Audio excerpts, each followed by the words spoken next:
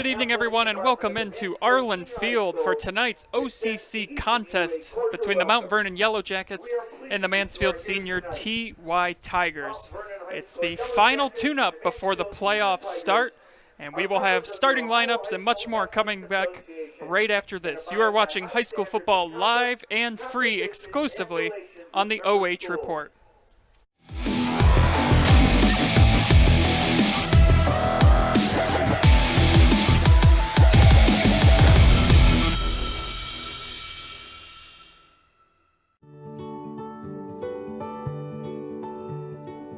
We are uniting Park National's family banks under one name to serve you more. This bank's about service to the community. I mean, your customers become your family, and by and large, you become their family. Customers do come in and they do feel like they're a part of our family, and they feel like they know us and we know them and we care. Park National, our family of banks, all together now.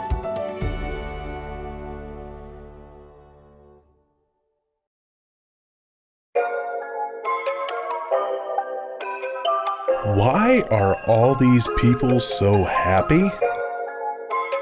Because they just got their business online with TMS Plus Digital Marketing. Get online with essential digital marketing services for local businesses. And feel like they do.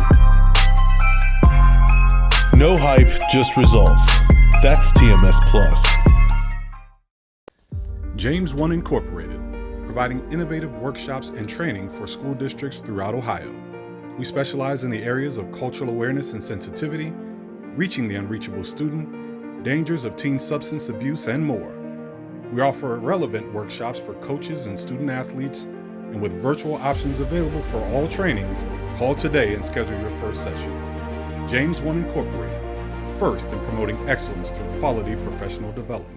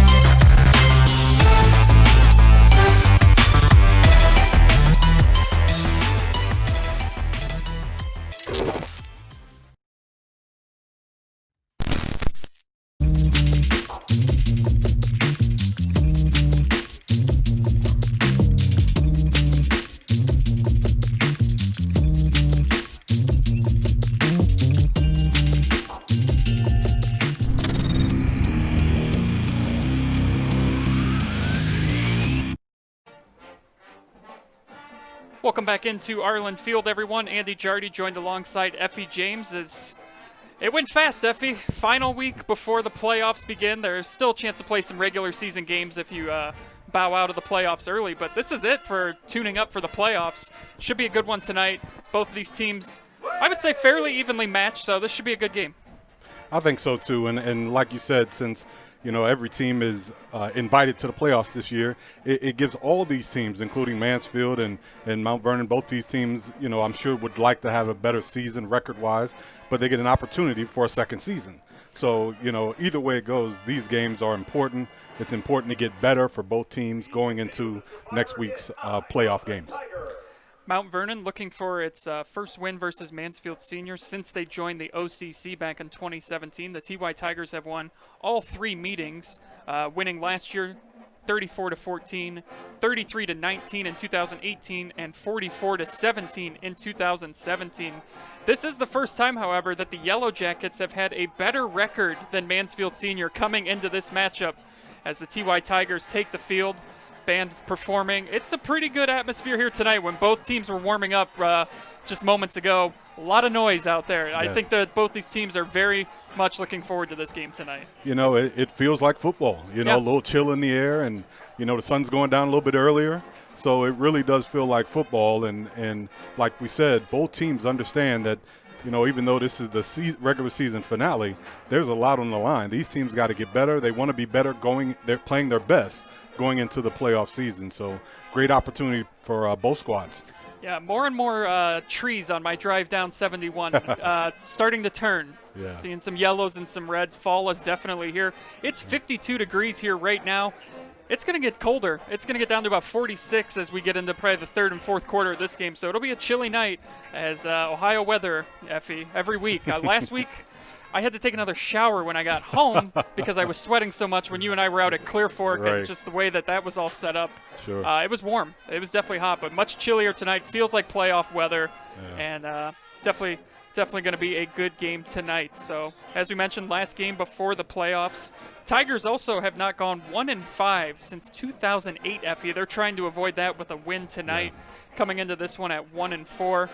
Last time out for both these teams, Mount Vernon beat Madison 30-26, jumped out to a 23-0 lead in that game and led 30-6 in the third quarter. But Madison, a furious comeback, fell short as Mount Vernon was able to pick up the win 30-26. And for Mansfield Senior, tough week last week at home to Worcester, losing 40-6, turning it over 6 times. Brock Hill throwing 4 interceptions. So Effie, got to clean up the turnovers tonight if they want any chance to win. Well, overall, offensively, I think the Tigers have got to play better. They've shown flashes of the ability to put points on the board. They've also shown flashes of not being able to score as we get ready for the national anthem.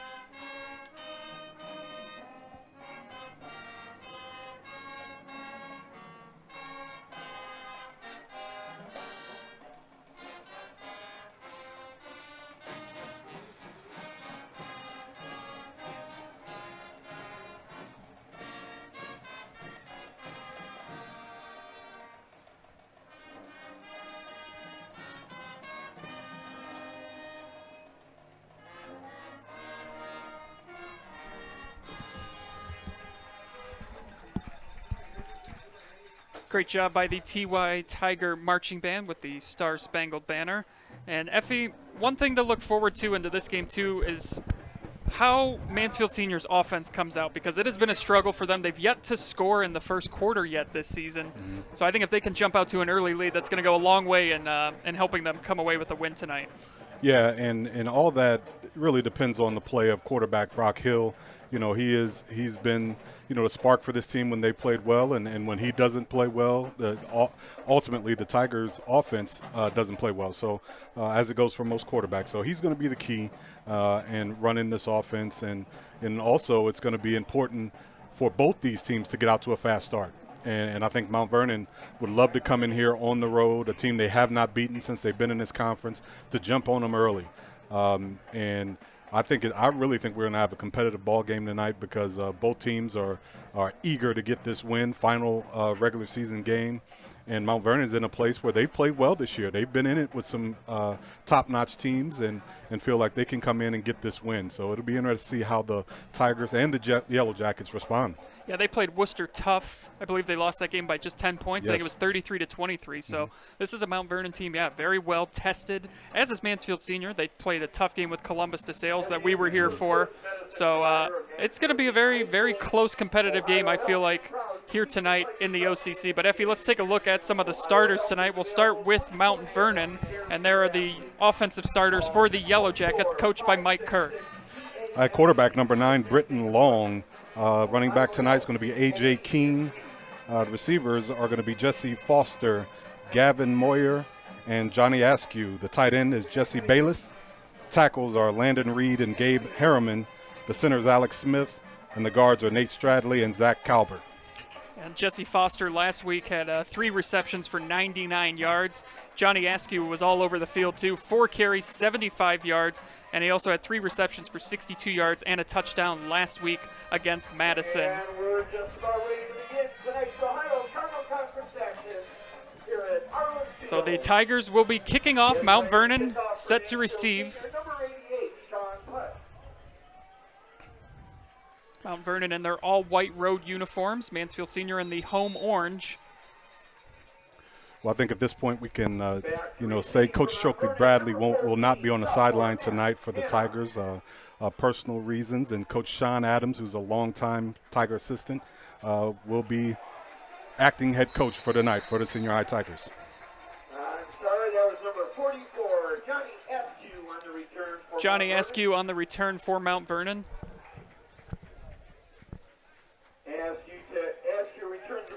So the Yellow Jackets will take over at the 30-yard line. We've seen this Tiger defense, and they have really played well generally all season, and the points they've given up have been, due to the Tiger offense struggling, and they've been on the field a lot, but they have played well this season overall. Britton Long, the quarterback, the senior, starts in the shotgun. Two receivers to his left, and it's a handoff up the middle. Still churning the legs and picking up about 5 yards on the play for Mount Vernon is A.J. Keene, the senior running back. And a basic wedge play, that is a smash mouth football right up the gut and push the line forward, and that's a good hard carry for the running back for a pickup of 5. Long in the shotgun again, and he hands it off to Keene again, who's got room out in front. Gets out to the 40-yard line where he's brought down, but it will be enough for a first down for the Yellow Jackets. Well, right away we can see the Yellow Jackets are trying to play power football with the smaller Tiger defensive line. They pull the right guard that time, a power play right off right tackle, and nice pickup of the first down early in this series. So 1st and 10 for the Yellow Jackets, and the handoff again to Keene. Picks up maybe a yard on the play. So 3 straight runs to open up the possession here for the Yellow Jackets. Well, the Tigers want to get a little bit bigger up front. They're starting tackle William Meadows, number 70, in the middle to give them a little bit more size up front against the bigger Mount Vernon offensive line.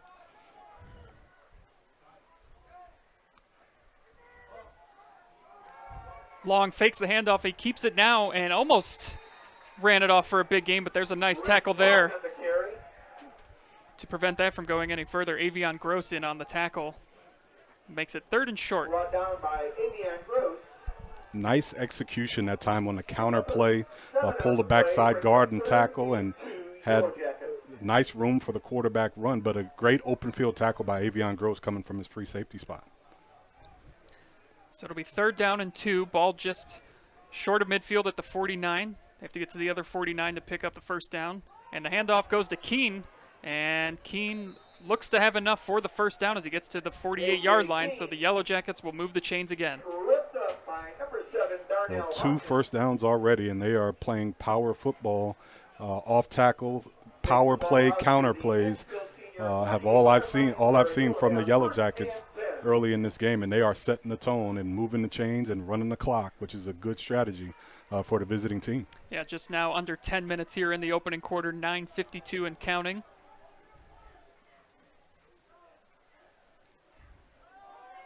Again, the handoff to Keene, and kind of tripped over his own lineman there.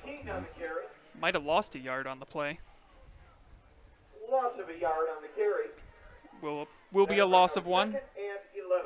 Well, I think what we're going to start to see is the Tigers are going to start to bring extra linebackers and possibly even secondary players down into the box until the Yellow Jackets prove they're going to throw the football, because right now they are just pounding the football in between the tackles against the Tigers. Yeah, it's been all A.J. Keene so far. 6 plays from scrimmage, 5 of them he has been the carrier for. He's got 14 yards here early on. This time Long keeps it, and he runs to the outside. He's got room in front of him, and he's out to the 40-yard line. Nice run by Britton Long. Makes it another 3rd down and short. Where Mount Vernon will have it 3rd and 2. Officially 3rd and 2, 8:45 and counting to go. Opening possession for the Yellow Jackets. Handoff again to Keene, and he's got just pushing the pile up ahead of him, Effie, and it's another first down. Yeah, they are going to move the chains. And you could tell the Mount Vernon backs and quarterback, everybody knows where the sticks are. They make sure they fall forward. They make sure they're getting just enough to keep the drive going. So this is an impressive first drive by the Yellow Jackets. Very methodical drive, too. They're taking their time, looking over to get the play, and just burning a lot of clock here on this opening drive.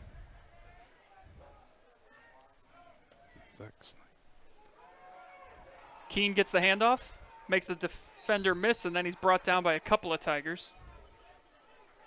Short gain on the play as we reach the 8-minute mark here in the opening quarter. And that time the Tigers shot a linebacker up through the gap to try to get some action in the backfield, and done a great job getting to the backfield, and no gain outside of he got hit right behind the line of scrimmage and fell forward for no gain. So great defensive stop by the Tigers on that play. Zach Snyder now in at quarterback for the Yellow Jackets. Replaces Britton Long, who did start at quarterback.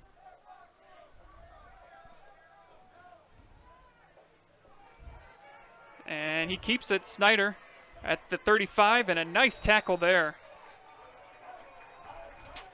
Prevents that from going for anything longer. Keontae Bradley, Effie, on the tackle. Yeah, and, that's a good play call, and, the Tigers lined up in what's called a bear front. They lined up in the old Bears 6-2 front, had 7 down linemen. And that time, the Mount Vernon tried to get to the outside. Keontae Bradley shed his man, stepped up and made the tackle. Great play by the cornerback. First 3rd and long for the Yellow Jackets here. 3rd and 7. And he keeps it, fakes the handoff, and comes close to, he's going to be a couple yards short of the first down, and Tiger sideline, Effie calling for a holding on that play. Well, it's on that counter play, they pull the backside guard and against the defensive end, and it's a close call, and he had his hands on the guy, and he was running with him, and believe it or not, the officials always give the offensive lineman the benefit of the doubt. If it's not a blatant hold, they usually are not going to call it. So here we are, 4th and 2, and they look to be going for it here. Ball at the 29-yard line. So is that more my style or yours? I think this is let's see. Yeah, you're always wanting to go for it, right? Early, I'm typically on the conservative side of things. Right. I think this is the right call. You've been able to run the ball successfully so far tonight against Mansfield Senior. It's the opening drive. I like the aggressive play calling here. You're at the 29. I think this is the right call. Right. As the Yellow Jackets will take a timeout and decide how to go about this. Well, and I think right now what the Tigers have done is they've pretty much abandoned any kind of secondary coverage they've had. They're lining everybody other than Avion Gross. They're playing him at free safety. He's the only guy outside the box. So right now they are forcing the Yellow Jackets to either run outside or throw the football. The Yellow Jackets have yet to attempt a pass, so right now you can expect them to either run power football, or if they got a pass, if they have a pass run option, this would be a great opportunity to run that, slip a tight end or a back out of the backfield. Let's take a look at those defensive starters here, Effie, for the TY Tigers. All right, defensive ends are Malachi Mays and Armajian Robinson. At defensive tackle, we have Leo Hess and Ricky Mills. Linebackers are Seth Miller and Armajian Robinson, with cornerbacks Hawkins and Ware. The safeties are Gross and Miles Bradley. So here we go. The pass is caught, and it's enough for the first down. Just a simple little route right there. Snyder's pass complete to Mac Hanna, and it's enough for the first down. Well, and that's what the Tigers were willing to give up. If you're going to have the guts to throw it on 4th and short when you haven't thrown it all game, they had to line up and give that up. They gave it up. The Jackets made the right call and executed it for the first down. Correction on that, Johnny Askew coming down with that reception. He had a big week last week against Madison. So 1st and 10 from the 19, and the handoff to Keene. Lowers the shoulder and picks up a couple yards. Number 34, A.J. Keene on the carry. A.J. Keene, if he's just the workhorse right now in the backfield. Yeah. A.J. Keene, 7 carries already. That makes carry number 8 actually on the night. And he has been a workhorse, and looks like Tigers may get a heavy dose of him. Sticking with Snyder in at quarterback as well, too.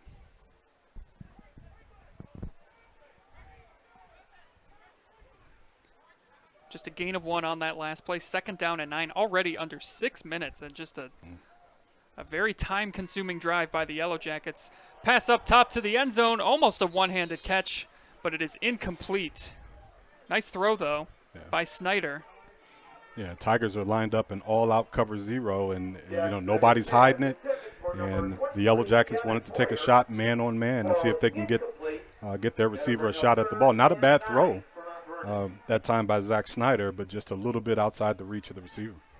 Yeah, Gavin Moyer, the intended receiver on that one, almost came down with the one-handed grab, but instead it'll be 3rd down and 9, 5:44 left.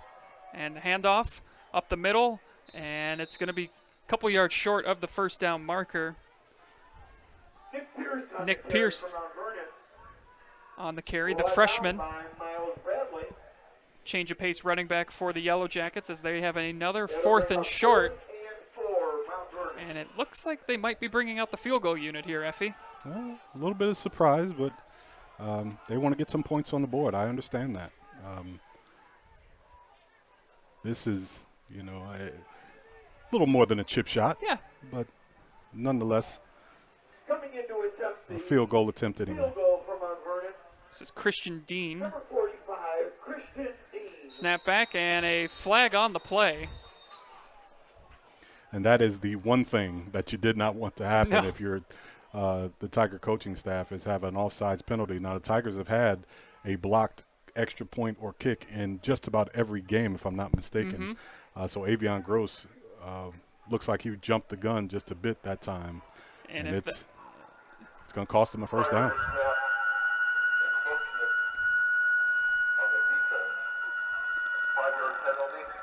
Yep, and that is what the call is. It's a 5-yard penalty, which will give a 1st down to the Yellow Jackets, and that's a tough penalty, Effie. Takes the ball down to the Tiger 8-yard line, where Mount Vernon will have it 1st and goal. So 1st and goal, as they are now at the 8-yard line, 4:53 and counting here. Tigers defense has been on the field this entire opening quarter thus far. Handoff again to Pierce, and he gets close to the end zone, but he's about 2 yards short. Nick Pierce on the carry for Mount Vernon. Now, this counter play is really giving the Tiger defense some fits. They're doing a great job on the front side of down blocking, pulling the backside guard, and the backside guard that time, number 51, Zach Calvert, done a great job lead blocking, almost getting in the end zone. So it's 2nd and goal. And the handoff again to Pierce, and he is brought down in the backfield. Excellent job of tackling there by Mansfield Sr. It looked like Chase Bryant was in on that one. And they ran that 3rd and goal. They ran that same play, but that time they ran it down. Tigers ran it down from the backside, which is what you have to do against a counter play. Just chase the backside guard. He'll take you right to the play. Great play by the Tiger defense. It's a loss of 1. Ball now at the 3. Snyder in the shotgun. He's got Pierce with him, and they get him again in the backfield. Nowhere for Pierce to go. The TY Tiger defense standing tall, Effie. And I think that's Marjion Robinson coming up from his defensive end spot. And a good hard hit right in the backfield, and another 4th down decision for the Yellow Jacket. Looks like they're going to go for it. What a stop this would be if the Tigers can get it, as this is still the opening drive of the game. 3:13 and counting to go as Mount Vernon has just methodically marched down the field. And they looks like they are going to go for it. Snyder throws it up top, and it's caught. Touchdown, Mount Vernon. And that is the play that, again, one of those plays you wouldn't think as the Tiger defense that they would run. And they slipped the guy out. Looks like they slipped the tight end into the back of the end zone, and Snyder found him.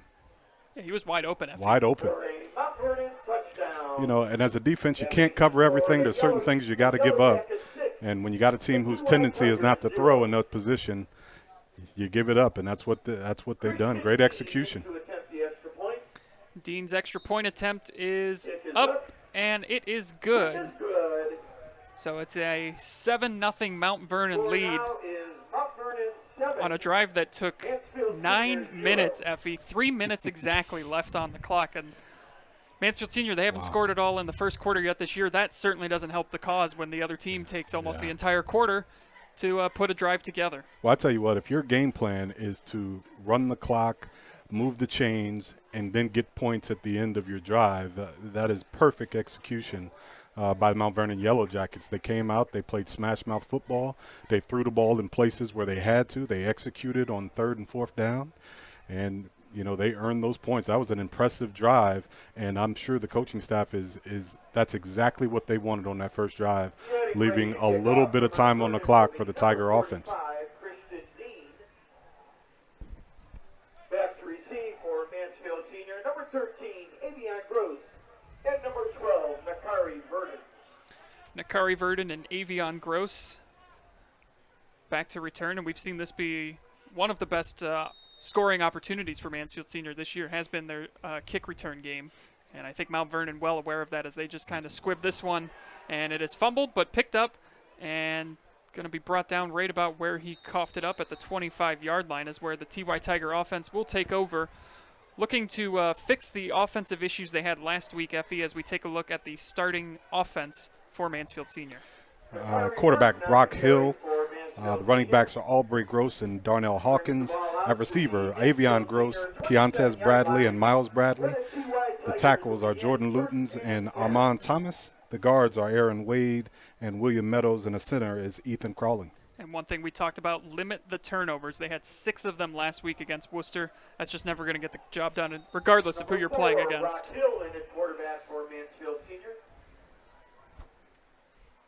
Hill in the shotgun, and he hands it off up the middle, and there's some running room, and out past these sticks for a first down. A nice run to start things off for Aubrey Gross, who appears to be a little slow getting up, Effie. Yeah, that was a great play, almost like a draw play by the Tigers to start the game, and Aubrey Gross looks like he just hit his knee awkwardly at the end of that run, but that is a good first play for the Tigers. Now, normally we watch the Tigers open up with a short passing game, but this time they lined up in a trip set to the field and gave a passing formation, but ended up running the draw off of that. So, good sign. First down actually in the first quarter for the Tigers, which is a good sign also, and hopefully Gross is going to be okay here.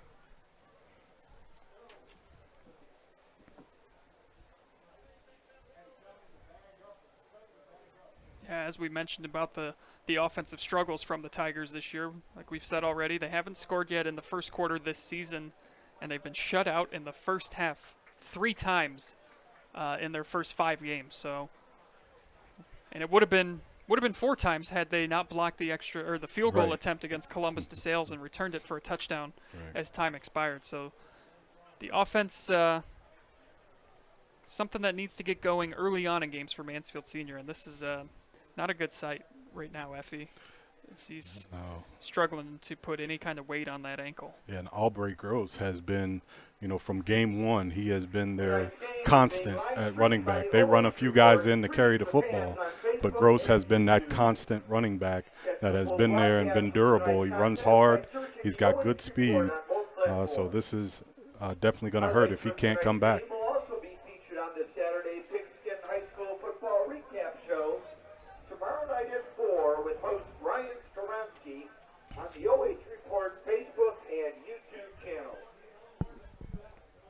So we hope speedy recovery for Aubrey and that he can get back out there. It is senior night. Seniors were honored before kickoff tonight. We'll have some more at halftime. High snap, and Hill keeps it, and he gets out to about the 44, 43-yard line. A zone read by Brock Hill. He read the defensive end and pulled it and get some positive yards there on first down. And, I think the Tigers are going to try to establish some running game. I'm sure we're going to see them pass the ball a little bit tonight, but I think they know they've got to show some variety in their offense in order to put points on the board here early. DeCarry and Mitchell in the backfield with Hill. but this is a sweep to the outside and nowhere to run. Was Amar Davis. Good defense by Mount Vernon, and it's going to be 3rd and long for Mansfield Senior. And, you know, Amar Davis comes on the jet sweep, and you could see all of the Mount Vernon Yellow Jackets' eyes are on him. The freshman speedster has already drawn some eyes. He's had some big plays this season from his receiver spot. So when he comes across on the jet sweep, the defenders react to it and made a play in the backfield that time. 4 receiver set, trips to the right for Hill. And Hill's looking to pass. Now he rolls out to his right under pressure. He's going to go backwards. Now he's going to step up into the pocket, still making defenders miss, but he is eventually going to be caught and brought down. No gain on the play. And Mansfield Senior, Effie, looks like they're going to have to punt this one away. Maybe. Well, I'm almost sure they're going to punt, but I would think so. Hill's still out there. maybe it'll be a quick punt, but we'll see. If not, we got to remember it is the last game of the season. And the phrase "why not" is ringing in my head. I was going to say, are we going last game of the year? Brent can't hold anything back. And it is going to be a pooch punt. Right. So Hill will pooch it, takes a bounce right around the 35-yard line, and that is where Mount Vernon will take over with 41 seconds left here in the opening quarter. So again, the struggles offensively for Mansfield Senior. Obviously, Aubrey Gross going down doesn't help the cause, as he had a nice 12-yard run before coming off with what appeared to be an ankle injury. We'll see how they adjust. And the plays for loss of yardage, you know, they run the jet sweep. That was a loss, and then the quarterback sack. Those plays hurt you, you know, especially when you're trying to run the football. You know, even though we had a good run on first down, 2 of the next 3 plays were for lost yardage. So, you know, Tigers, like you said, their woes continue early in games offensively. Now their defense has got to step up here, or else they won't see this ball again until almost halftime. If it's anything like that first drive that took 9 minutes, right. That is absolutely correct. Keene on the carry. He's just a bulldozer back there, Effie, just pushing the pile. Gets about 4 on the play. It's not a big gain, but if you consistently do that, you start to wear down that defense that's already been out there for almost the entire quarter. Yeah, Keene runs like a old-school fullback, and he gets the ball. He's got 2 hands on it. He's going to fall forward. If he sees an opening, he'll take it. But if not, he's going to make sure he falls forward and always gets positive yardage. We'll see if they even snap the ball, Effie. They don't have to. There's about a 5-second difference between the play clock and game clock. 5 seconds to go, and it looks like they're going to be pretty content with letting this clock run down. So working the clock, Effie, as they will take a 7-0 lead after 1 quarter. And you are watching high school football live and free exclusively on the OH Report.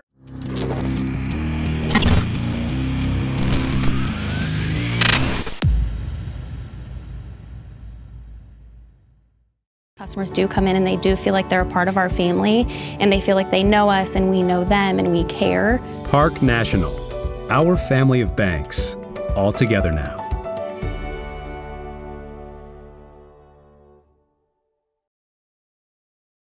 James One Incorporated, providing innovative workshops and training for school districts throughout Ohio. We specialize in the areas of cultural awareness and sensitivity, dangers of teen substance abuse, and more. Call today and schedule your first session. First in promoting excellence through quality professional development. Why are all these people so happy?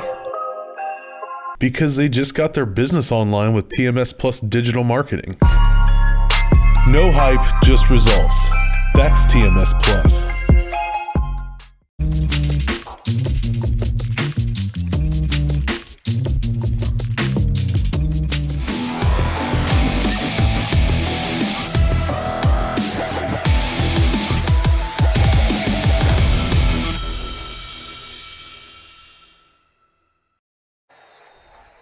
Welcome back into Arlin Field as Mount Vernon's Johnny Askew tried to make something happen, but the Tigers able to bring him down for a loss of 1. Tashandre Hall came in and made the hit in the backfield, and Avion Gross comes in hard from his free safety spot to make the hit. So 3rd down and long.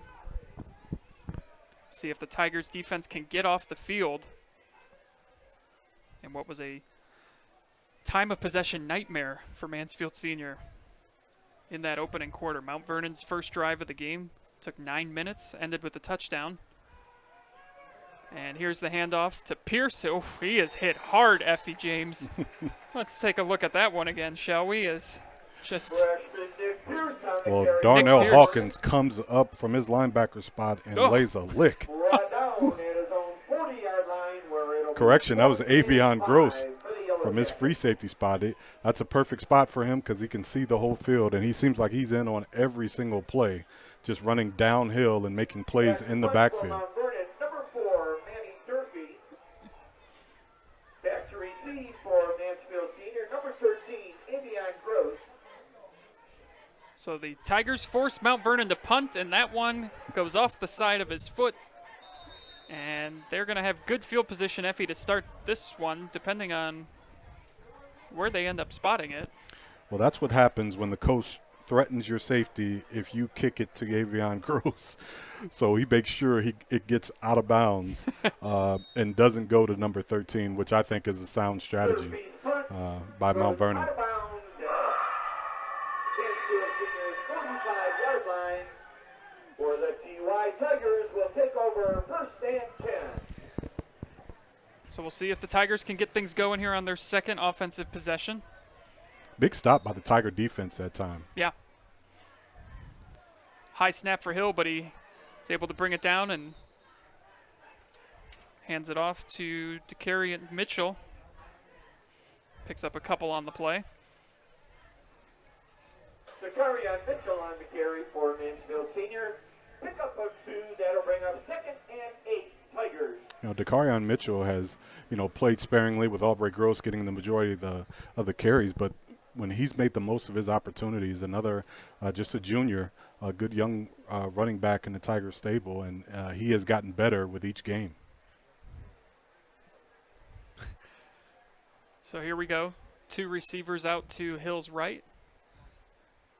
And Hill has some trouble with the snap. Now he's going to keep it and get out past midfield. Rock Hill on the carry. 3rd and about 4. Takes it into Mount Vernon territory to the Yellow Jacket 49-yard line.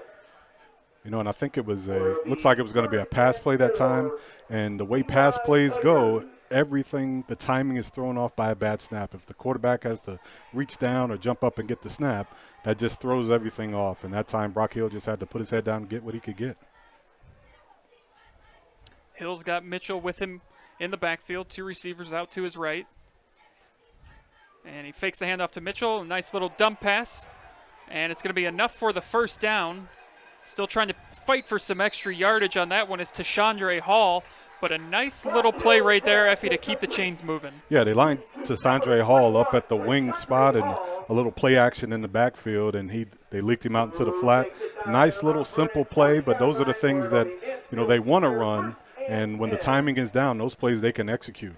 Brock Hill is certainly capable of that. So nice play to keep the chains moving and keep this drive alive. Ball at the 40-yard line, just under 9 minutes to go. And it's a fake to Mitchell. Penalty flag comes in on the play, and and the one official got caught in on the play. Oh, boy. And didn't look good, Effie, but he is walking under his own power right now. Anytime you see that leg just get caught underneath there, it's always tough to see, but it looks like he is okay. Yeah. Well, you can always tell a former athlete because after a while your knees are like jelly and your ankles. Yeah. But, again, Brock Hill with the read option. Looks like we're going to get a penalty. Looks like it may bring it back. But, another mistake by the Tiger offense when they had a couple nice plays back-to-back. And now looks like a holding penalty is going to take them back. Having some issues with the official microphones. Say the least. Yeah, it's that's right in our ears too, so that's fun. Beautiful. Sounds like a spaceship is The landing. penalty takes the ball down to the Mansfield Senior 45-yard line. So yeah, that's a tough penalty, Effie. Yes. Just picked up a first down. kind of starting to build a little bit of momentum and rhythm offensively, but it's going to be 1st and 25 now. 3 receivers out to the right for Hill. He drops back. He's under pressure. He's rolling out to his right, looking downfield. Doesn't have anyone open, and the Yellow Jacket defense swarming in all over Hill, and he's going to pick up maybe a yard on the play.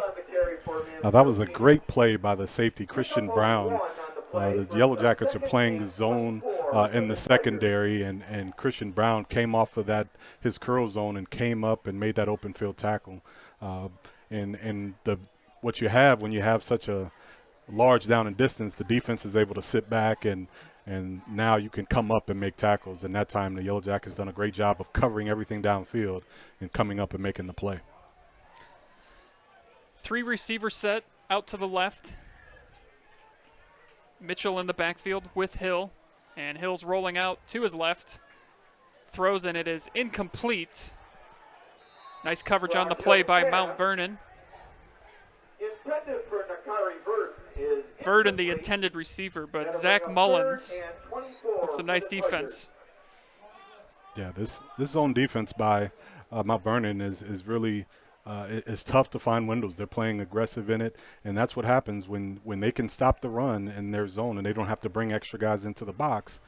You can put more guys in the coverage, which makes it tougher to complete passes. And that time, Brock Hill tried to thread the needle, but just not enough room to make that throw. Yeah, we just haven't seen any receivers open. Right. I mean, we had the play-action play that was about the only time we've seen anyone have some green around them. It's been some tight defense by Mount Vernon here early on. And that might be a delay of game unless they called the timeout in time. And that is what happened, Effie. The Tigers will take a timeout. First timeout of the half for the TY Tigers. So that is their first timeout of the night. And just a reminder, tonight's high school football broadcast is brought to you live and free on the OH Report thanks to our generous sponsors. Time Money Saver. Are you a small business that needs to get online with a digital presence that will wow your customers? Try TMS Plus Digital Marketing, a new service provided by Town Money Saver. Visit tmsplus.com for more information. By James One Incorporated, providing innovative workshops and training for educators of all levels, bringing forward-thinking strategies designed to enhance school culture while helping educators promote academic success for all students. James One, first in promoting academic excellence through quality professional development. And by Park National Bank. Richland Bank may be changing their name, but not their philosophy. They're still your hometown bank supporting your hometown teams. Same bank, bigger promise. Andy Jardy alongside Effie James. Final week before the playoffs begin next week. As the TY Tigers face a 3rd down and 24. Hill looks downfield. He's under pressure again, and he's just going to keep it. Try to get something as he's out past midfield close to the 45, but it's going to be well short of the first down, and the Tigers, Effie, again forced to punt. Yeah, Tiger offense struggling so far in this game. Right now, that gives them a total of 37 total yards of offense here in the first half. And, you know, it's a mixture with the Tigers. They've got some self-inflicted injuries, missed assignments. You have a bad snap that throws off the timing, but some small things right now for this Tiger offense that just have not gotten better over the course of the season, and I know they want to do better here coming into the second half. Low line drive kick, and taken in by Mount Vernon right around the 12-yard line. Downs the ball for Mount Vernon at his own 11-yard line. Ball at the 11 is where the Yellow Jackets will start. 6:57 left until halftime.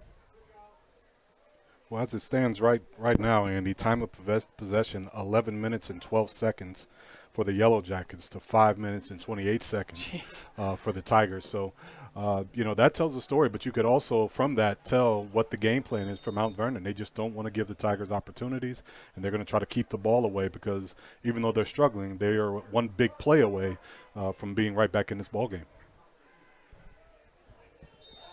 Not a lot of running room on that play. Quarterback keeper for Snyder in at quarterback still. 2 on the play brings up 2nd and 8 for the Yellow Jackets. Picks up 2. And I think for the Yellow Jackets, all they're saying is, listen, we want positive yards on every play. If we get positive yards on every play, we don't have penalties and we don't have plays for losses, we're going to be fine.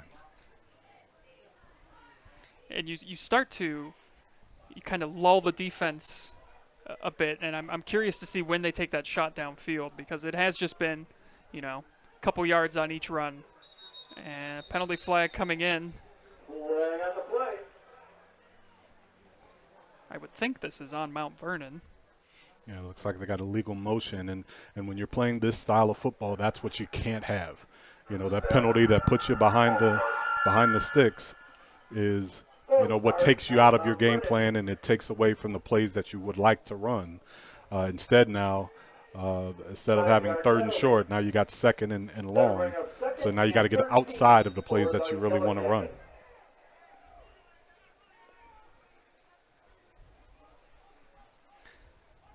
Puts him back at the 8-yard line.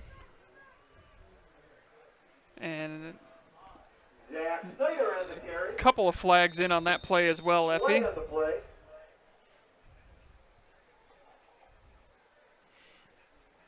Outside running play for Snyder, and I think that's a play where they're just trying to take advantage of the Tigers being down inside and playing inside the box.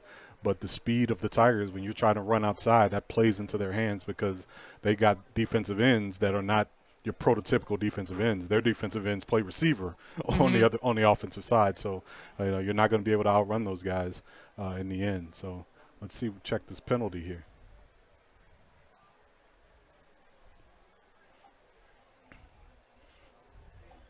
Looks like Mansfield Senior declined it. Yeah, I think it was a hold, which would have took it half the distance, and so Penalty holding against Mount Vernon declined by Mansfield Senior. Coach Sean Adams, who's stepping in for Coach Bradley tonight, declines that penalty and gives his defense 3rd down.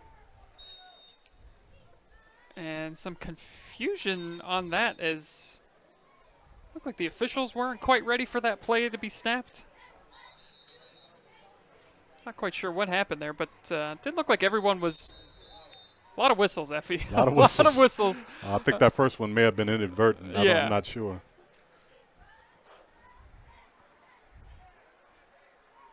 Yeah, I think they're going to put some more time on the game clock. I always get a little nervous when everyone just suddenly turns and looks at us as if we had something to do with what just happened on the field. Right. And they said put 558 on the clock. So they're going to add some time to the clock. Clock currently at 5:52. Sounds like they're going to add about 6 more seconds, 5:58. Was it last week, Effie, you and I at Clear Fork when they were quite adamant about what they wanted put on the scoreboard? Once again, we have 3rd and 13 for Mount Vernon. So here we go, 3rd and 13.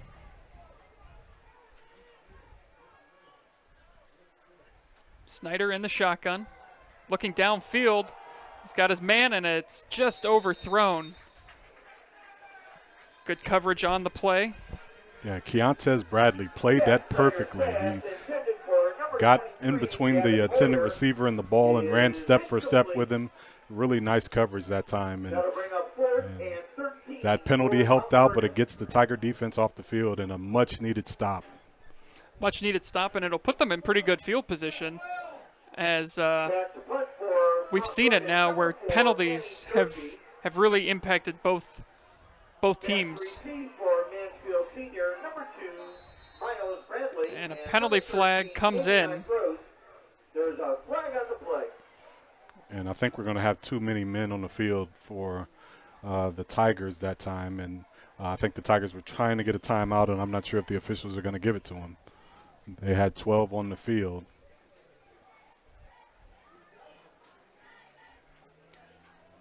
It's always one of those penalties that just blows my mind. Yeah. How that can happen. Well, in this day and age where there's specialist guys that come in for punt return and defense, and, back in the old days when I used to play, if you were on defense, you were on punt return. and you put one of your defensive guys back to catch the punt. But now you got specialists coming in and out. Sometimes it can be confusing. But it still leaves them with fourth down, and the Yellow Jackets are still going to have to punt this thing away. He'll just have a little bit more breathing room now, as he's not standing in his own end zone. He's out around the 5. 5:52 left until halftime. Rugby-style punt. Takes a high bounce, and it's going to roll all the way to the 35-yard line, Effie. So pretty Another good. penalty flag.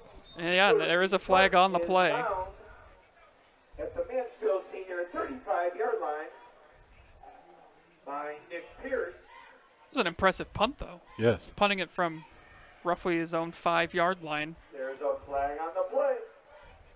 Did exactly what they had hoped. Took a high bounce, got over the Tiger returners, and kept rolling. Right. And that rugby-style kick is, beneficial because if you play it wrong as a defense, he could just tuck it and run. Mm-hmm. So you've got to be honest or keep your defense honest for the run, and then it also gives them an extra time and momentum to kick and get that kind of momentum on the kick. So it's a interesting style if you got the punter that could actually execute it. And a costly penalty, too, on the return. Wow. A holding penalty is going to back this thing up even further. So they have almost flipped the entire field, Effie. What looked like was going to be great field position for Mansfield Senior. Suddenly they find themselves inside their own 30 at the 25-yard line.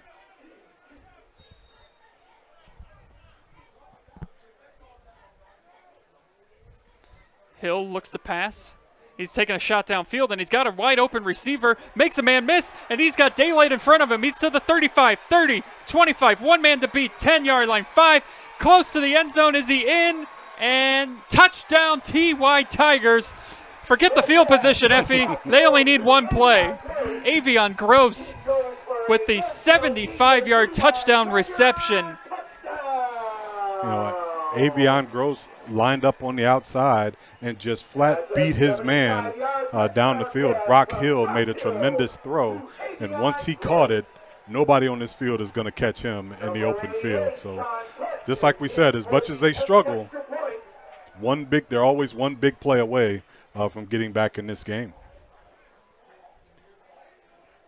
Something they desperately needed at this juncture in the game. It had been a slow start for them offensively, as this extra point attempt is good, and we are all knotted up at 7. Making the score. Mansfield senior 7, Mount Vernon 7. Well, that escalated quickly. Yeah. Well, and it's important.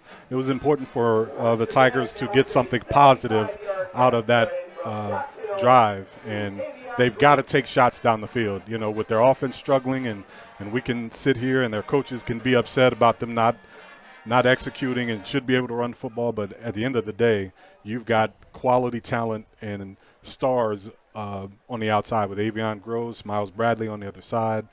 The ball's got to get in their hands, and that's what happened that time. And Avion Gross made a great play for the touchdown. And right now, who cares what the time of possession is? We got a tie ball game. Yeah, just like that, all things knotted up. Right.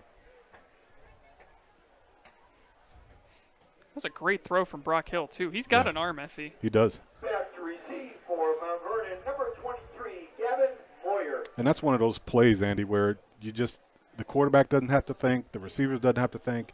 He says, hey, look, just beat your guy, and I'll throw it as far as I can. And, sometimes, and you can see he threw that ball with confidence, and sometimes you need plays like that.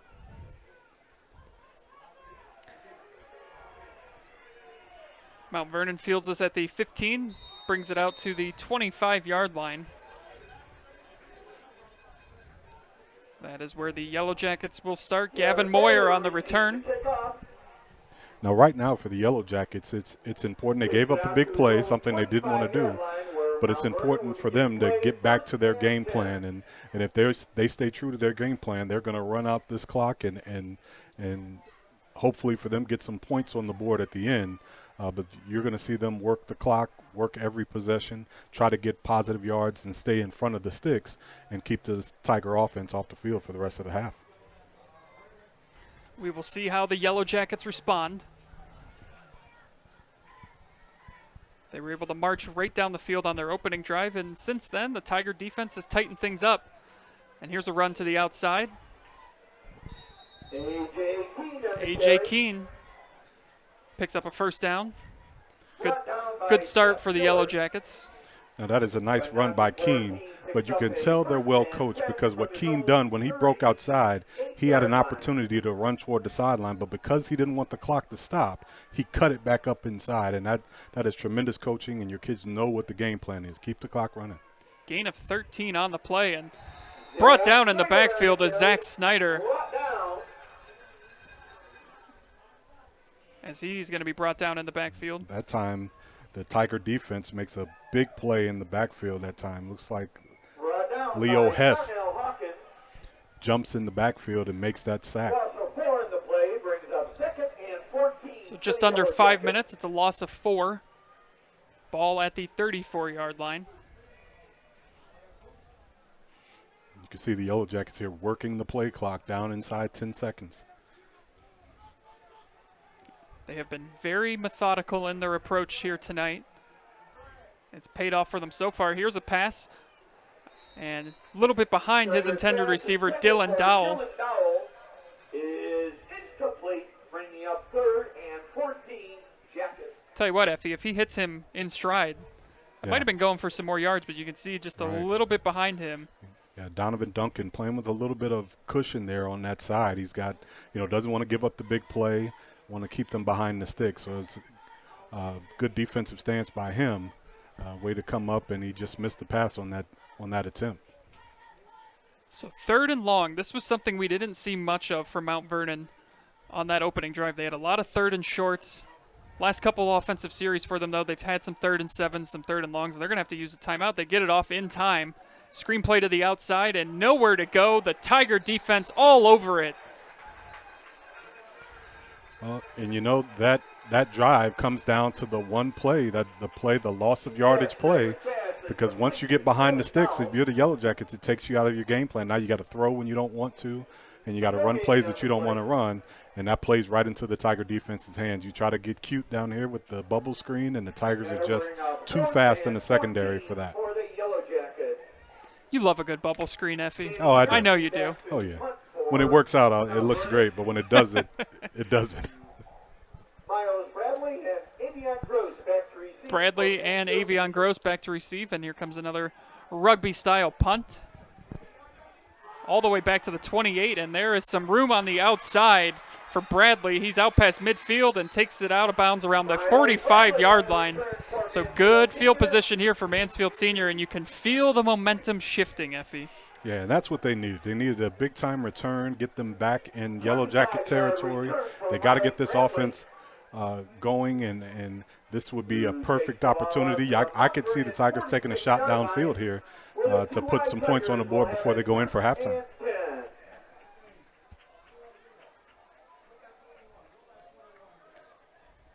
See what the Tigers have in store after their last possession, a 75-yard touchdown pass. Knotted things up 7-7. And Hill's looking again to throw, and it's batted down at the line of scrimmage, and he catches his own pass. Are you kidding me? He is going to get close to the first down. What did we just see, Effie? Well, Brock Hill, who actually had a man open downfield, and the ball gets tipped up in the air, and he goes right under it and catches it. Half the guys don't even know where the football is. Outstanding. Great alertness by the quarterback. It's just like at recess. You used to throw the ball up to yourself and go down and catch it. How does that stat work? I think it's a pass, and yeah. And there's some room up the middle. Still going, brought down around the 21-yard line, but an excellent run right there from the TY Tigers. Dakarian Mitchell picking up some big yardage. Well, Dakarian Mitchell started off going to the left. Great vision. He made a hard cut in the line and just accelerated through the line. Great cut and great run by Dakarian. For Mitchell, that's just his second carry on the night. 18 yards rushing. As that one goes for 16. Hill has some trouble with the snap and still able to get a couple yards, dragged a few defenders with him. A lot of high snaps, though, Effie. I don't know. And again, that is that's a timing play. They were trying to run a read option, and, the timing got all messed up. But, again, the important thing was Hill was able to get positive yards and stay in front of the sticks here. Tigers now inside the red zone. Ball at the 18-yard line, 2nd and 7, 2:10 and counting until halftime. The Tigers will get the ball to start the second half. Hill looking to pass. He's got his man into the end zone, and there's a flag on the play. I think they're going to get pass interference. Did he catch that? I'm trying to decide if he caught it too. I don't know if he did. I think he might have.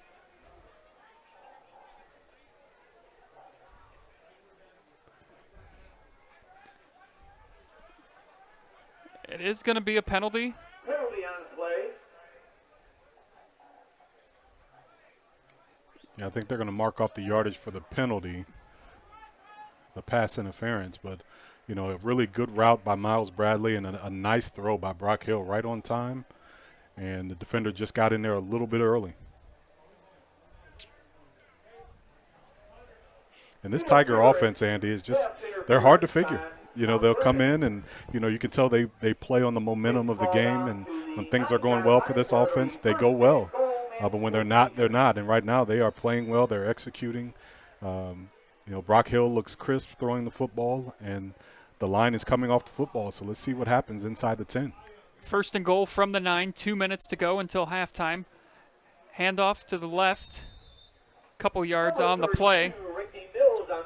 Ricky Mills picks up a couple yards, the freshman.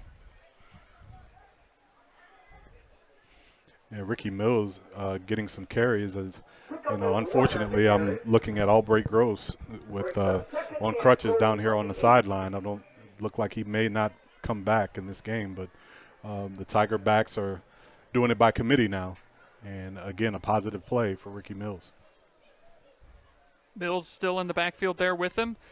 And Hill fakes it. He's got his man, and it's just off the hands of Tashandre Hall. And, I think they slipped Dakarion Mitchell or Tashandre Hall, out into the flat. That play was a big play they ran on 3rd down in the earlier drive.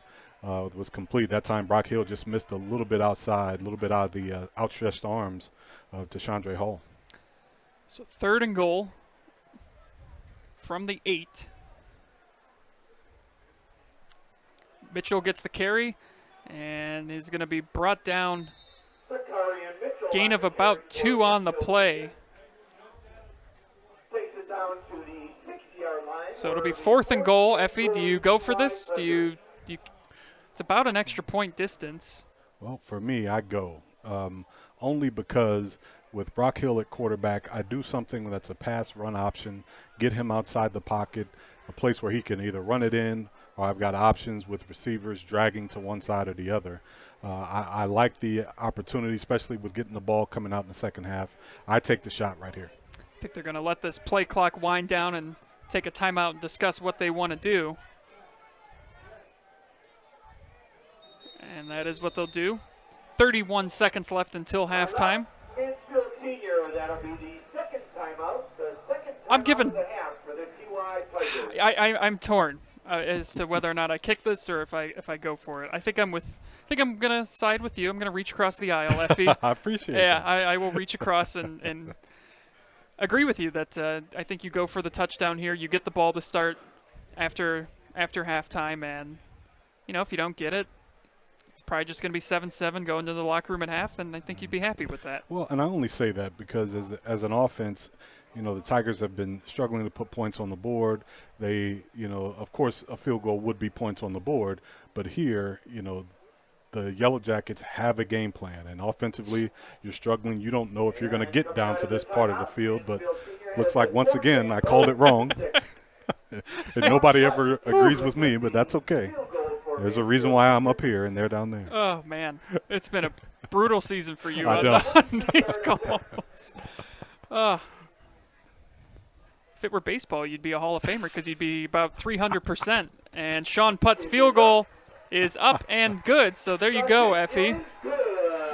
Well, I think Coach Sean Adams made the right call in getting the points on the board for the Tigers, and going into the half with the lead is important. And again, as a fan, sure, you want the 7, but when you're down there and you're trying to put points on the board and go into halftime with a lead, which is very important, I think that's the right call by Coach Sean Adams. At halftime, we'll be announcing the senior cheerleaders and band members, as well as introducing the homecoming court and identifying So 29 seconds to go. 2020 homecoming queen for Mansfield Senior High.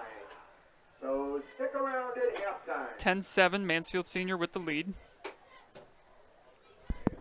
10 unanswered points from the Tigers as they fell behind 7-0 after the Yellow Jackets just marched down the field on their opening drive, a 9-minute opening drive. But since then, they've been able to tighten things up defensively. Sean Putt will kick it off for Mansfield Senior. And I think, it all started with that big play to Avion Gross, and that kind of sparked the Tigers, and they started executing on both sides. Defense got a big stop and gave the Tigers the opportunity to score another one just as we get ready for halftime. What's interesting, too, is when that play came, because they had just forced a punt and looked like they were going to get great field position as Mount Vernon has some trouble picking this one up. They do, but they are brought down around the 20-yard line. But they had forced Mount Vernon into a punt basically from their own end zone. They were punting from the 5. It took a wicked hop right around the 45, rolled all the way to the 35, and then you had a holding penalty, which bumped them back to the 25, and you're thinking, oh boy, that really wasn't how we drew this up. But then they just aired it out for 75 yards, and that's totally flipped this game around. Right, and the big thing about the Tiger offense is, although they have struggled, they are always one play away from putting points on the board with the weapons that they have.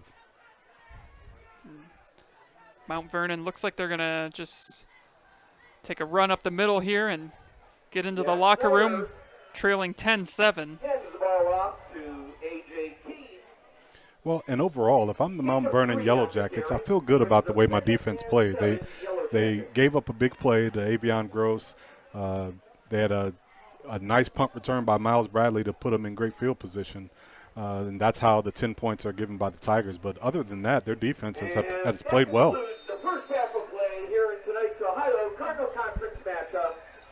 Halftime score, the Mansfield. So that'll take us to halftime with your score, Mansfield Senior 10, Mount Vernon 7. You are watching high school football live and free exclusively on the OH Report.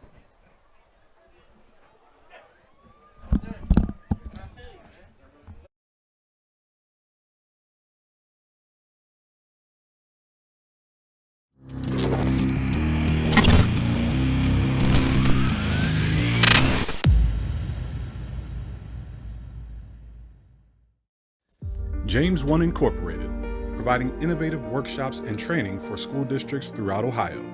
We specialize in the areas of cultural awareness and sensitivity, reaching the unreachable student, dangers of teen substance abuse, and more. We offer relevant workshops for coaches and student athletes, and with virtual options available for all trainings, call today and schedule your first session. James One Incorporated, first in promoting excellence through quality professional development.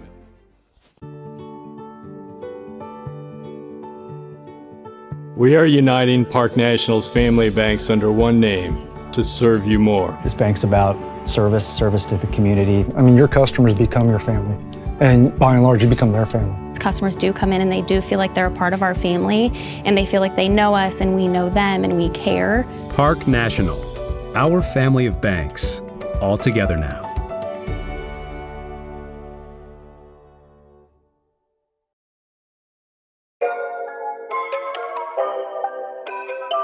Why are all these people so happy? Because they just got their business online with TMS Plus digital marketing.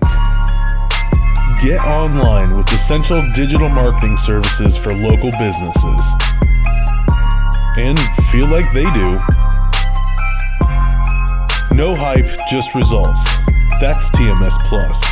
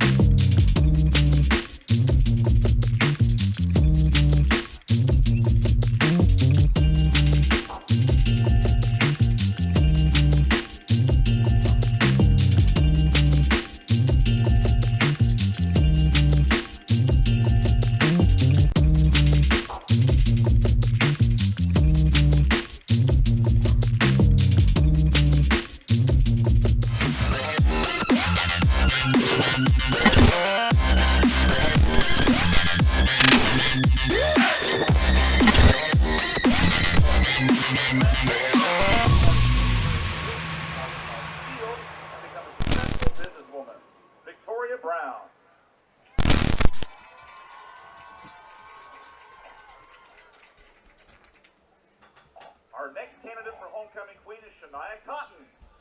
Shania is being escorted by her father, Channing Cotton, and her mother, Latrice. Shania is a member of the 2020 volleyball team, along as being a captain of the team.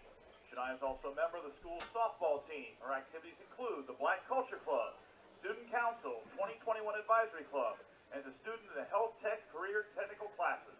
Her plans after high school are to attend college and to go into the medical field to study pediatric surgery. Shania Cotton.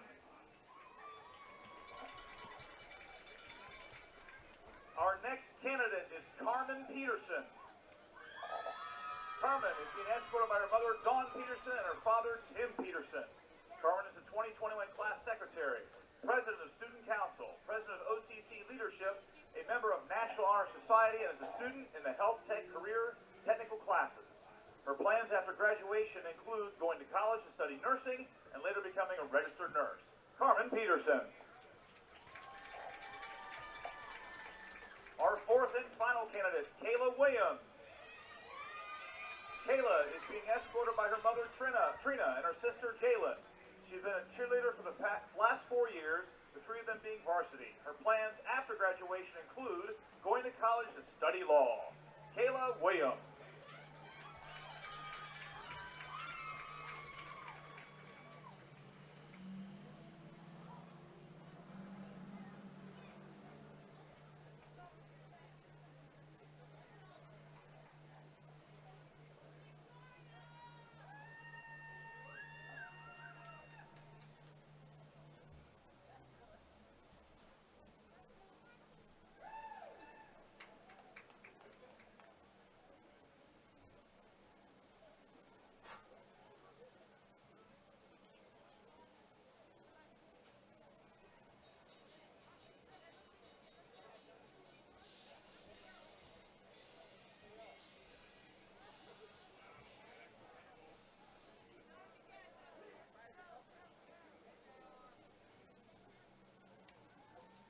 Our 2020 homecoming queen is Victoria Brown. She will be crowned by last year's queen, Alicia Franklin. Congratulations to Victoria Brown.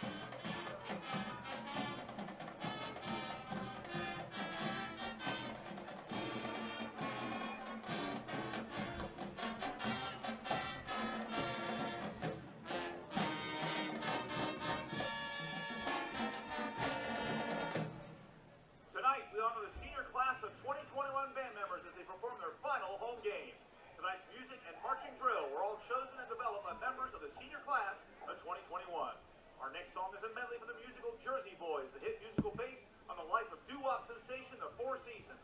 The songs Can't Take My Eyes Off You and Big Girls Don't Cry were big hits for the Four Seasons and remain memorable to this day. Here's the Tiger marching band with a medley from Jersey Boys.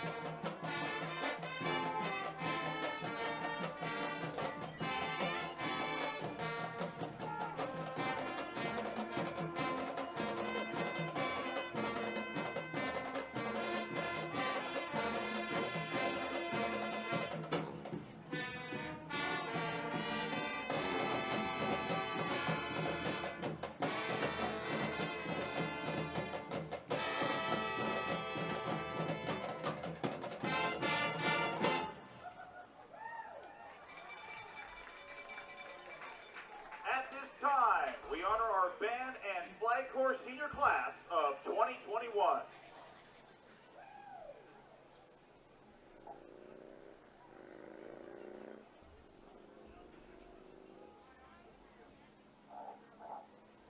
Up first, Bree Blevins, flag corps.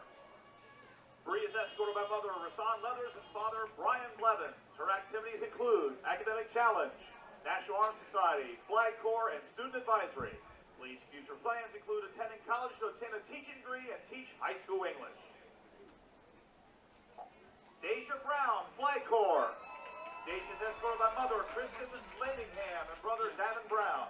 Her activities include National Honor Society, president of class advisory, OCC leadership, boosting government, academic challenge, marching band, and swim team. Deja's future plans include attending college and majoring in political science. Victoria Brown, flag corps. Victoria's escorted by parents Amber and Tim O'Brien. Her activities include senior class advisory, Black Culture Club, Cosmetology Club, volleyball, basketball, and she served as flag corps captain. Victoria's future plans include studying cosmetology and a career in business. Donovan, Malik, Sylvester, Chapman Mann. Donovan's escorted by mother Latanya Chapman and grandmother Sharon Harper. His activities include marching band, gamers club, art club, Dungeons and Dragons, and anime club. Donovan's future plans include attending college and majoring in business management. Cheryl Nabb, flute. Cheryl is escorted by Ira Nabb and Sheila Blair.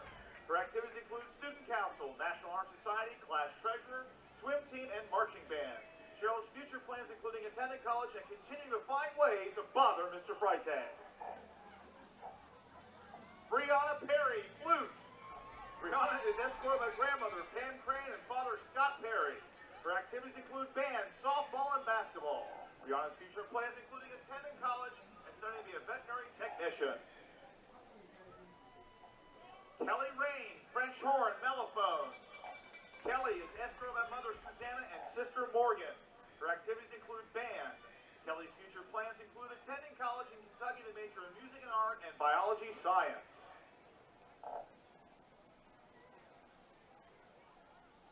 Christy Travis, flag corps. Christy's escorted by parents Tony Sweeney and James include orchestra, the Mansfield Symphony Youth Orchestra, student council, marching band, and swim team.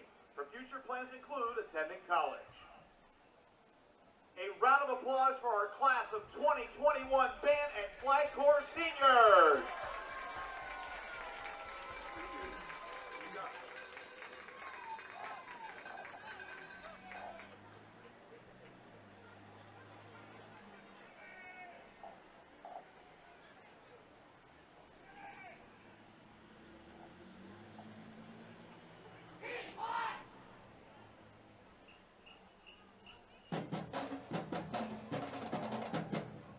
We continue with T-Line for Tigers.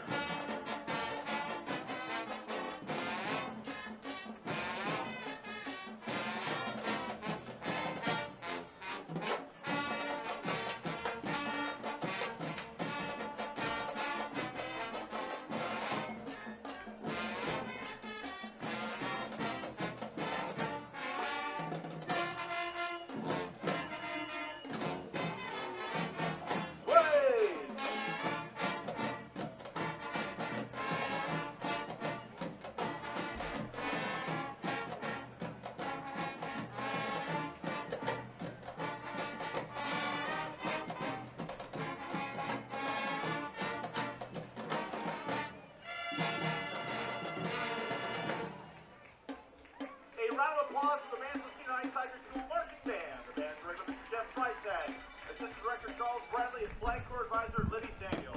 We thank you for your continued support. Let's funky!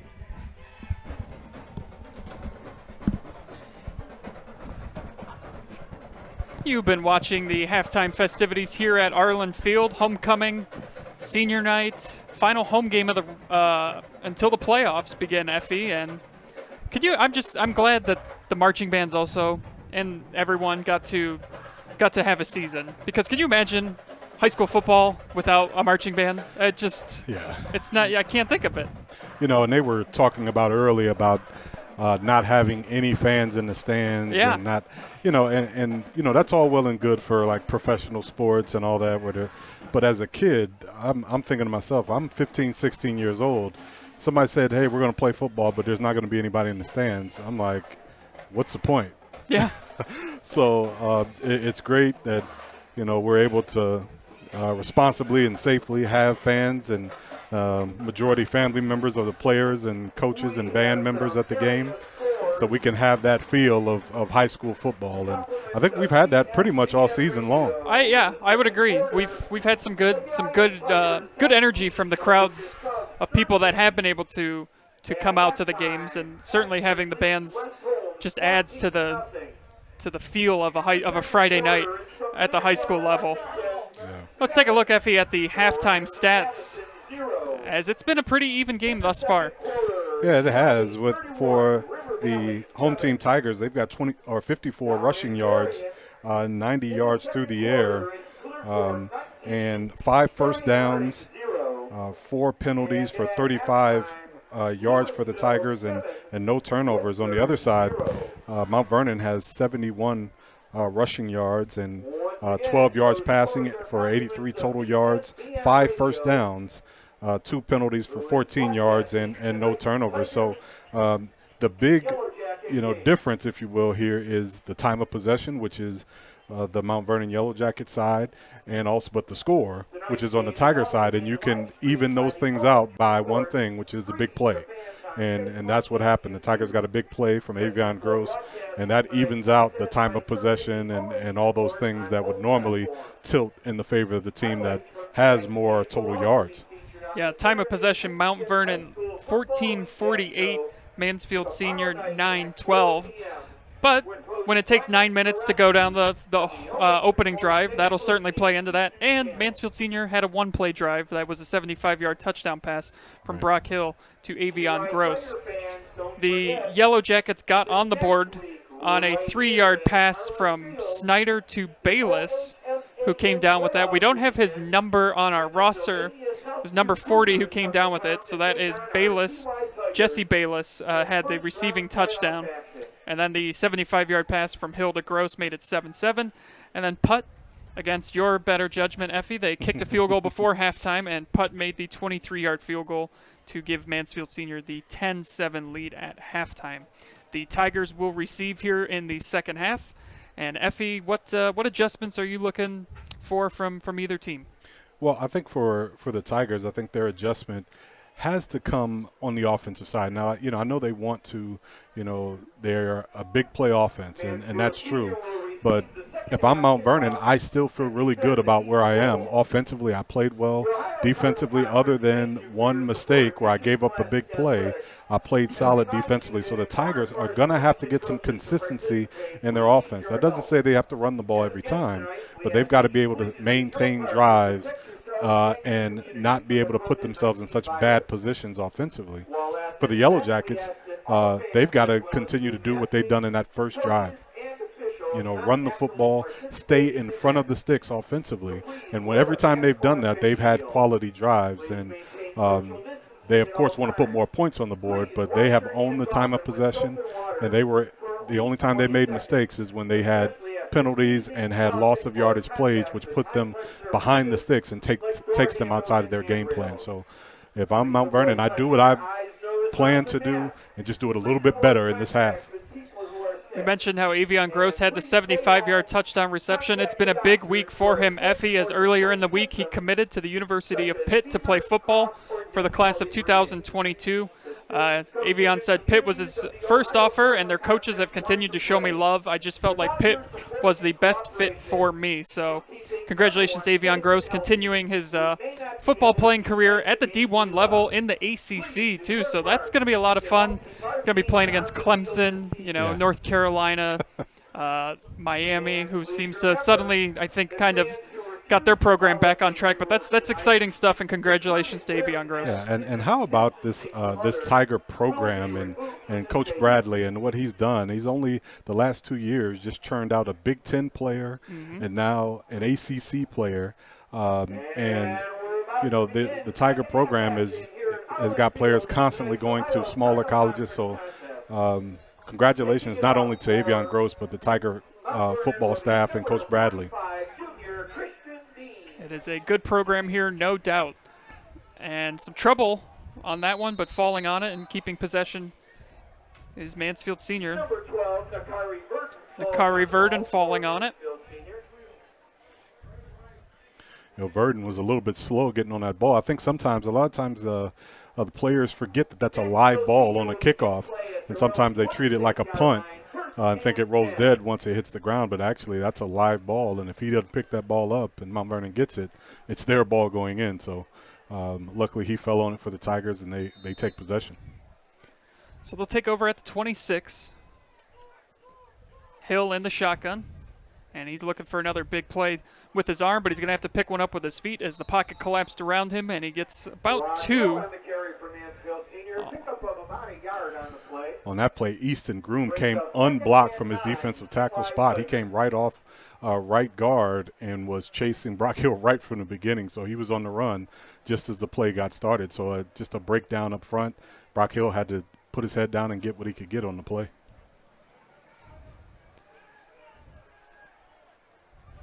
Four receiver set now for the Tigers, 3 to his right.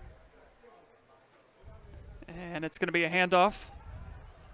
And a nice tackle there to prevent any further gain on that play. Takarian Mitchell looked like he had some room ahead of him, but he was brought down quickly. Ethan Lasco came up and made a good open field tackle. And again, if you can play zone in the secondary and make good open field tackles, with your front seven, you can really hurt the Tiger offense. So that's what Mount Vernon is trying to do. They're trying to stop the run without putting extra guys in the box and protecting themselves against the big play. 3rd and 7. Hill drops back. He's under pressure, steps up. Now he's got room ahead of him. He's to the 35, to the 40, still going. Spins around the 45 and is brought down close to the 50. So Brock Hill making plays with his feet, picks up the first down for the Tigers.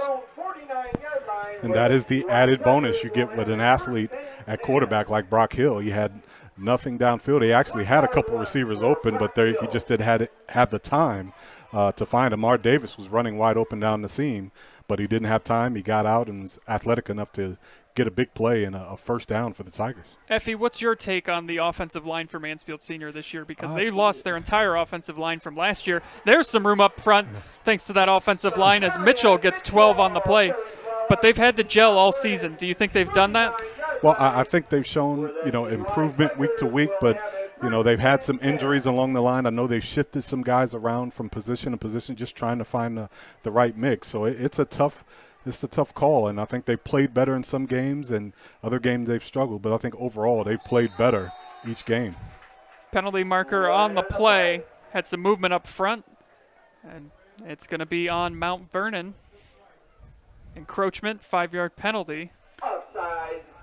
But I'll tell you this, Andy, and coaches will tell you, it is a lot harder to replace 5 offensive linemen than any other position. If you're replacing all 5 linemen, that is some of the hardest things you have to do in football. So, kudos to the Tigers for being able to maintain, and they've improved this offensive line from game to game. And what Coach Bradley and the staff want is for them to be playing their best going into the playoffs. Ball at the 34, 9:50 and counting here in this third quarter. Hill again. He takes a shot downfield, throws it into coverage, and it's intercepted. Johnny Askew on the interception there, Effie, and just an underthrown pass right here from Hill. And Brock Hill rolls out of the pocket. He can see everything clearly. He just underthrew this football, and Miles Bradley had his man beat, and he just underthrew the football right into the hands of the Mount Vernon defender, which is a tough play. The Tigers had momentum, and that turnover is costly because now if Mount Vernon has their way, they'll eat the rest of this clock and eat up the quarter. But now the defense has got to step up here for the Tigers. First turnover by either team here tonight, something Mansfield Senior was hoping to eliminate after turning it over 6 times last week in the loss to Worcester. Low snap, trouble in the backfield. Mount Vernon will fall on it and keep possession, but it's going to be a loss on the play. And like we've been saying all game, for Mount Vernon, that is tough because now they are 6 yards behind the sticks now, and now things change. Now they've got to get outside their game plan, and it puts the Tiger defense at a much bigger advantage now because now they have to either throw the ball downfield or try to look for a big play. Ball at the 5. Snyder hands it off, and nothing there. And if you're Mount Vernon, you're just trying to find some breathing room. Don't have a destructive play that, completely derails your efforts in this game. Now, this is where we've seen that little short pass or a quick hot pass by the quarterback on the last 3rd and long. But I think they're going to play it safe here. I think they're going to keep it on the ground and just try to, like you said, get some room to punt. Handoff goes to the outside. And they get back to about the original line of scrimmage around the 10-yard line. Keene on the carry, but so no harm, no foul on the interception. As the Tigers defense stands tall and forces the Yellow Jackets to punt it away. Big defensive stop that time, and the Tiger inside with the addition of William Meadows adding a little bit of beef to that interior line has really gotten stout on the inside, and nothing doing inside the tackles for the Yellow Jackets on that drive. This punt is going to go out of bounds, so no chance of a return, but it'll be great field position for Mansfield Senior. Right around the 40-yard line is where they will take over. Or are they going to? I was going to say, that's a generous spot. Yeah, they're going to mark it. They're going to mark it some more. Oh, yeah. That's closer to the 30. Still going at the 27. I thought I was watching the mountain climber game on Price is Right there for a second. He just kept going, yodeling away. And they're gonna spot that. Where are they spotting it? All right, 37. Not sure what the official was marking off on the sidelines. Right.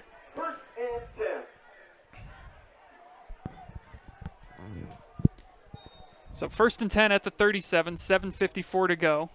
Hill trying to get back on track, and he's under pressure, gets it to the outside, and it's a completed pass brought down around the 30-yard line to Chandre Hall. Makes the catch. I like the poise by Brock Hill that time. He was under tremendous pressure, and he kept his poise and stepped away from the pressure and got enough on that ball so Tashandre Hall could make the catch and get upfield and give the Tigers a real second and short. To me, it looked like he was a little more determined as to what he wanted to do. That interception he threw, he kind of got caught between if he was going to run it or throw it. And there's a handoff up the middle, close to the first down. Dakari and Mitchell on the carry. It's going to be 3rd and 1. That'll bring up 3rd and 2 Tigers. And right now, the Mount Vernon Yellow Jackets just are trying to keep this Tiger offense in front of them, not give up the big play, and play strong up front. This is a big 3rd down right now.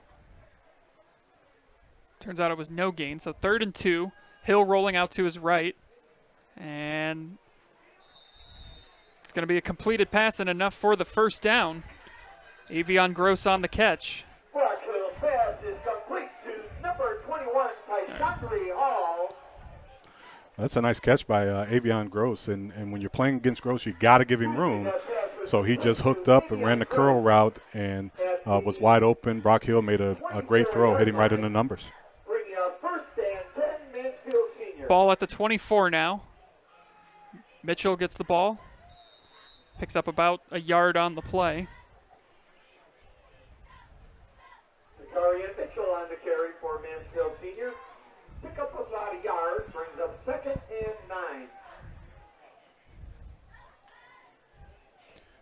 9. Dakarian Mitchell has become the workhorse now back for the Tigers with Gross's injury. He's getting a lot more carries than he would normally, but he's played well. He's run hard and gotten positive yards.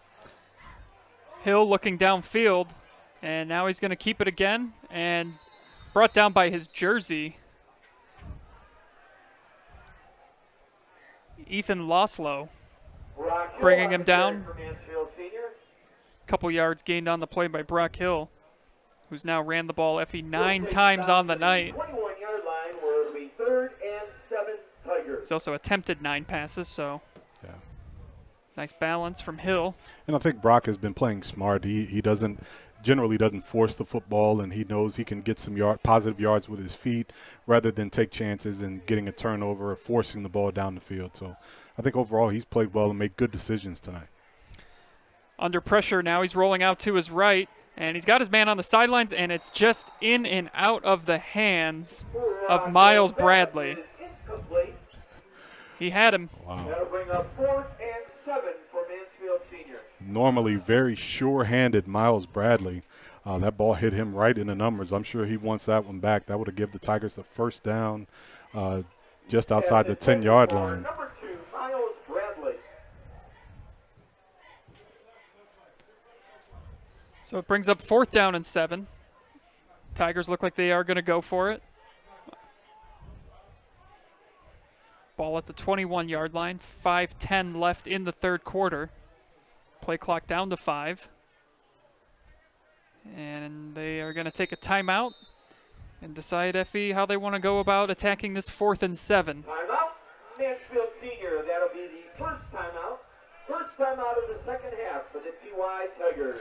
I think for the Tigers, I think what has been working well for them in these type of situations is getting Brock Hill outside the pocket, giving them the opportunity if the short pass or the pass isn't there to run for the first down. And he's made good decisions for the most part when he has those options. So right now it's important that they don't make a big mistake here. At the end of the day, even if they don't get it, Mount Vernon gets the ball inside their own territory. So you don't want to make a big mistake here and turn the ball over.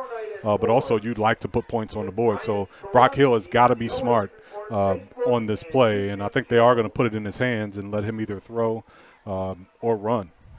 Mount Vernon, give credit to their defense. It's been bend but not break because they've been put into 2 difficult positions here in the second half and so far have not allowed any points and a chance to get off the field here again. This feels like Mansfield Senior may be starting to miss a couple opportunities here to really put themselves ahead in this game. So we'll see what they do. Hill's got his receiver underneath. It's caught, and he's going to get enough for the first down. Miles Bradley made sure he caught that one, and he gets enough for the first down. It almost had a feel like a screen where the offensive lineman gave a lot of ground, and it could have been a screen, but Bradley caught that on the other side of the line of scrimmage. But again, short-handed Miles Bradley makes the catch and knew exactly where the sticks were and made sure he got the first down. Ball at the 13-yard line, just inside 5 minutes to go here in the third quarter.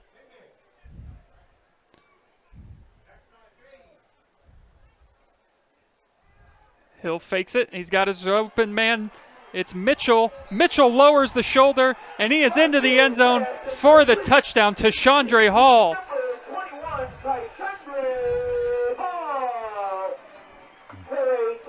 Chandre Hall, a physical finish there at the goal line, and that play has been good for the Tigers. Play action in the backfield. Get Brock Hill on the perimeter where he's a threat to run, make the defense make a choice, and they came up and he made a perfect pass. And Chandre Hall punishes a defender there at the goal line. Nice run and score for the Tigers. Yeah, he lowered that shoulder, Effie, with some authority. Putt's extra point attempt is up, and it is good. So Mansfield Senior now leading 17-7, 4:43 to go here in the third quarter. And that drive kept alive by a big 4th and 7 conversion. Miles Bradley with the reception after he had just dropped one the play before that. You know, I think what's so big about that drive and that score, Andy, is now Mount Vernon can't play the game that they want to play. You know, now they got to have a sense of urgency.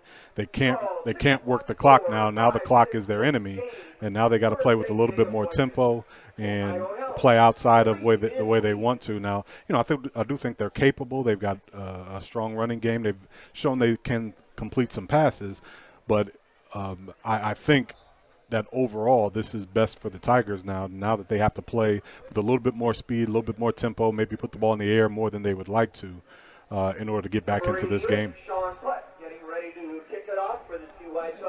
It's interesting now because Mount Vernon seems to have a tough time stopping teams when they start to get on a run. Last week against Madison, they led 23-0, and then they led 30-6 in the third quarter. They had to hang on to win that game 30-26. Here again tonight, they jump out to a 7-0 lead, and it's been 17 unanswered points for Mansfield Seniors. So Mount Vernon trying to stop the bleeding here on this drive, see if they can get anything going. Still plenty of time left in this one, but as you said, we're going to have to see them start to get a little more aggressive with the play calling. Down 2 possessions here, just under 5 minutes here in the third quarter. A nice return would certainly make things better for them, but they bring it out to about the 35-yard line where they'll take over. Well, and we talked a lot about momentum and the part that it plays, especially in high school football. And you know, early in the first half, you know, we looked out there and we thought, you know, the Tigers looked dead in the water. They get one big play, and that sparks everything. Their offense starts to play better. Their defense plays a little bit more fire. And all of a sudden, Mount Vernon, who looked looked very well in the first half, it seems like they were making mistake after mistake. So right now, they've got to get themselves back on track, and a good drive here is what they need at this point in the second half. Yeah, just 83 total yards of offense on the night, as here comes a penalty flag, which might start them back even further. But just 83 yards of offense, Effie, for Mount Vernon. They pretty much all came on that opening drive. Mansfield Senior has started to figure things out with 216 total yards of offense. Well, and I think, again, once you figure out what a team is trying to establish and you're able to stop that, and then you force them to do something else and something that they are not comfortable doing, you know, that plays into the defense's hands. And early on, we saw Mount Vernon running off tackle. They were running power and counter. And right now we're seeing them start to do a little bit of trying to get to the perimeter and throwing the football a little bit more. Those are things that they don't want to do. And that's all credit to this Tiger defense, who've really changed their game plan. Another quarterback change. Joel Hubbard now in for the Yellow Jackets. He replaces Zach Snyder. Snyder replaced Britton Long.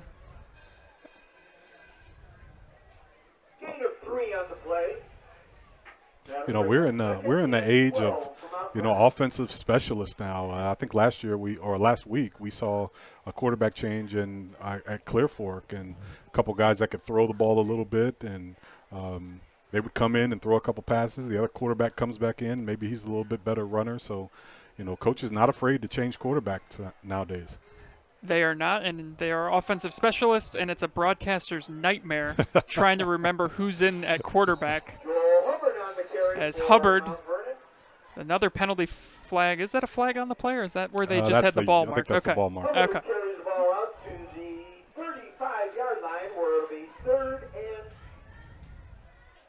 It's going to be 3rd and long now for Mount Vernon, as they have really struggled to get things going offensively.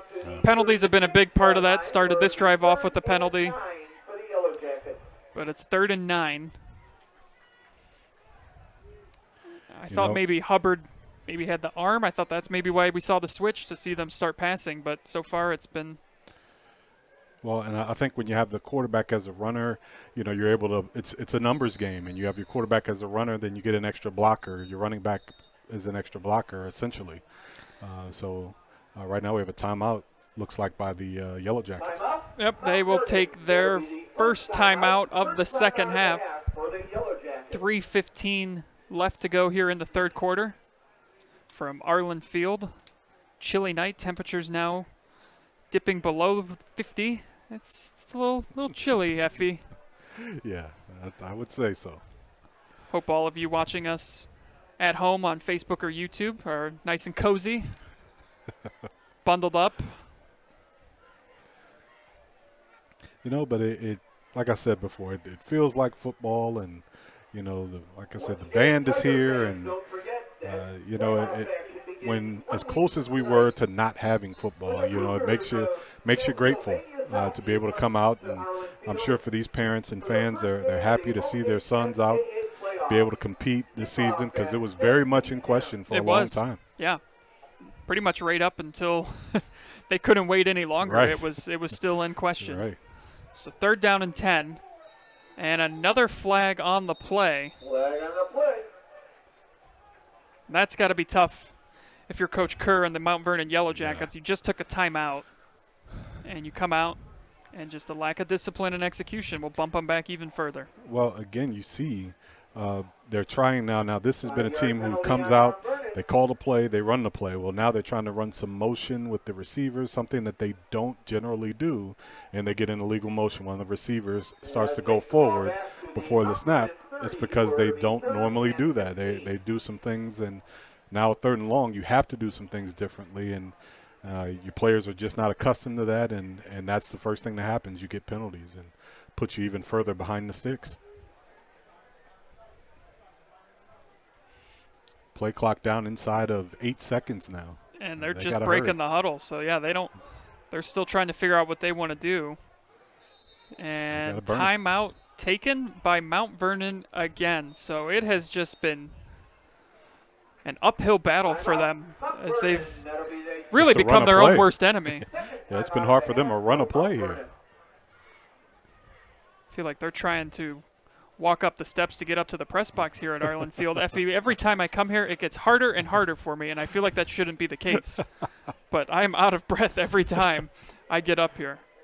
Yeah, I know what you mean, buddy. I know what you mean. I think it took me – I'm getting better. I think it only took me 15 minutes to recover today. I think it took me about 25 last time we were here, so I'm getting better.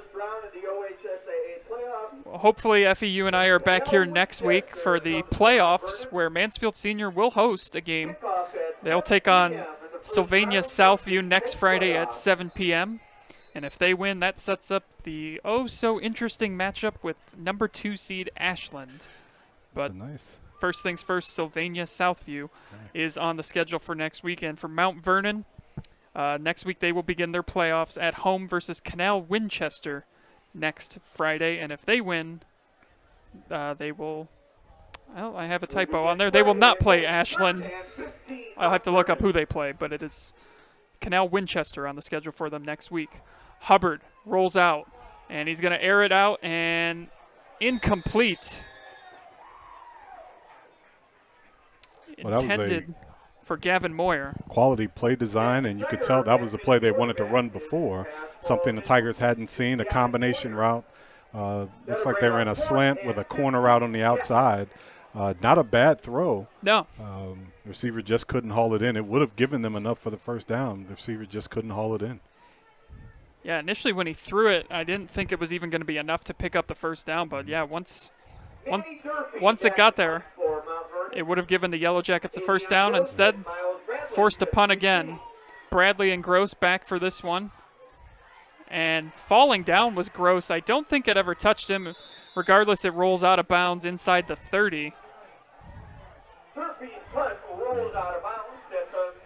Those rugby-style punts, we've seen a couple that have just taken some weird hops and bounces. They're just hard to read. You know, I couldn't imagine as a receiver receiving a punt, that ball comes in, it's coming in, spinning, who knows which way it's spinning, and trying to get a bead on it in the lights, and Gross just couldn't find it, and he went down to a knee and just missed it. Luckily, it didn't touch him, but it went outside, out of bounds.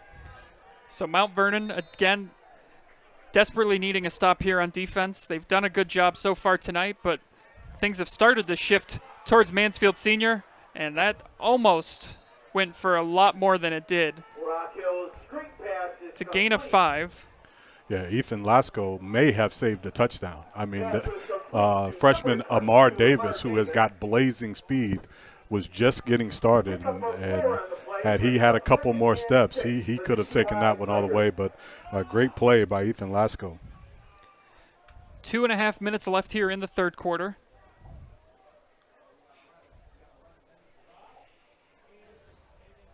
Four receiver set.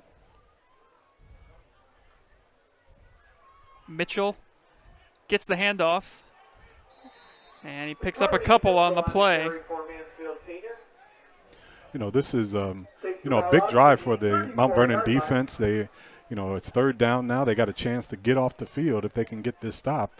This is, a 10-point game, still, and we're only in the third quarter. So, still definitely a game they can get back in, but they've got to get a stop here on this drive. Hill under pressure, tries to roll out to his left and tries to come back over, and he is going to be brought down in the backfield for a loss on the play, but there's an injured player, I think is what the whistles are for here. It looks like someone from Mount Vernon is down. Can't tell if that's Nate Stradley. Yeah, it looks like number 64. Yeah, Nate Stradley, the junior defensive tackle, went down.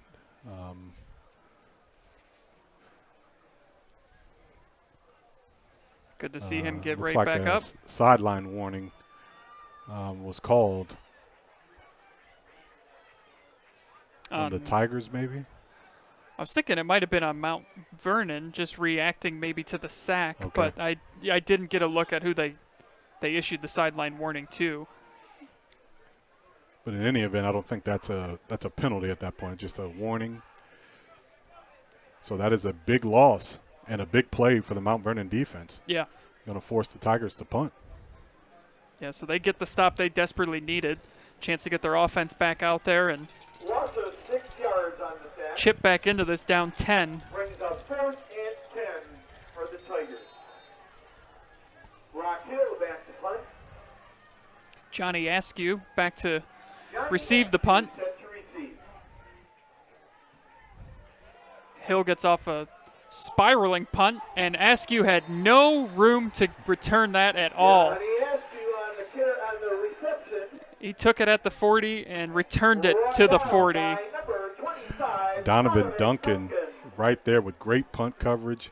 He was the first one down there, didn't go for any moves, broke down and made a great stop right at the 40-yard line. So a minute 24 left in the third quarter. Yellow Jackets trail by 10. Still trying to find their feet offensively after that opening drive. It has been tough going for them since then.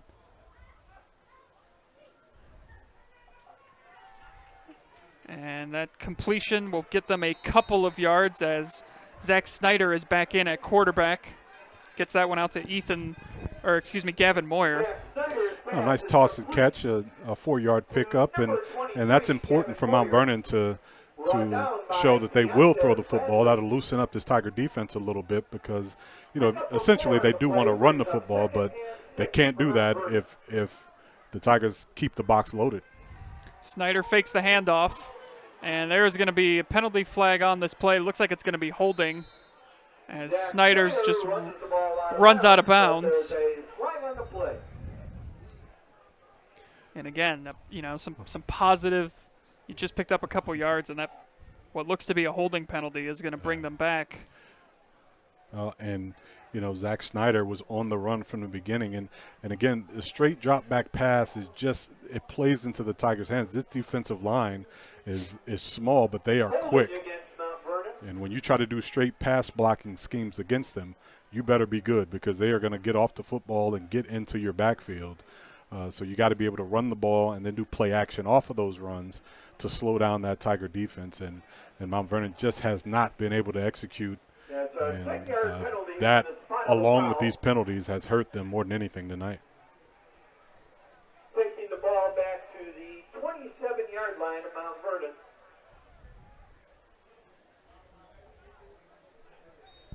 Where it'll be second and about 23 yards to go. So second and long from the 27. Make it second down and 23.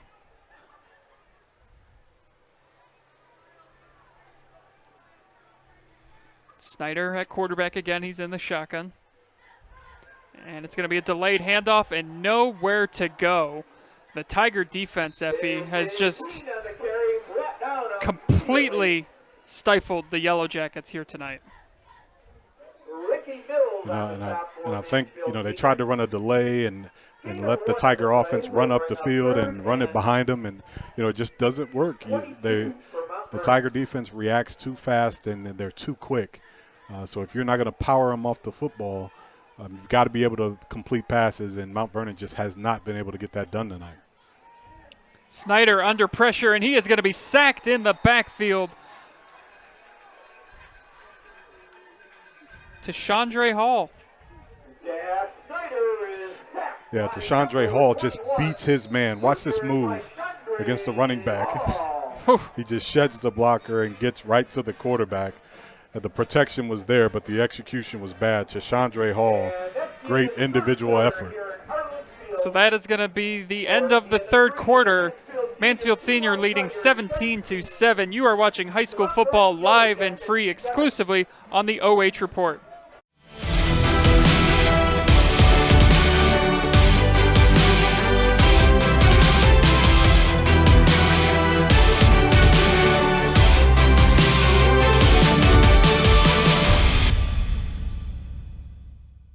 Customers do come in and they do feel like they're a part of our family, and they feel like they know us and we know them and we care. Park National, our family of banks, all together now.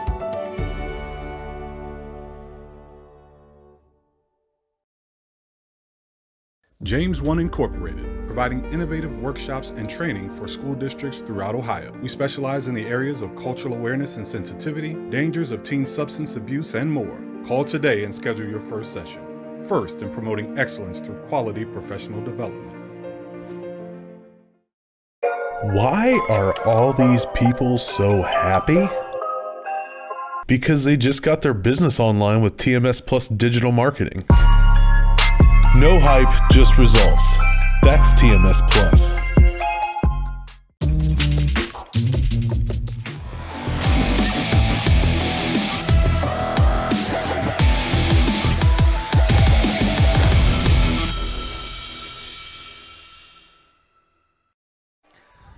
Welcome back into Arlin Field as the Yellow Jackets get set to punt this one away to start the fourth quarter, trailing 17-7. And that punt goes out of bounds around the 40-yard line. It's a tough punt when your punt doesn't even get a first down. And, yeah, that's true. It's a tough night for the punter. Good field position for the Tigers is, they try to put this one away here in the fourth as the fourth quarter opens.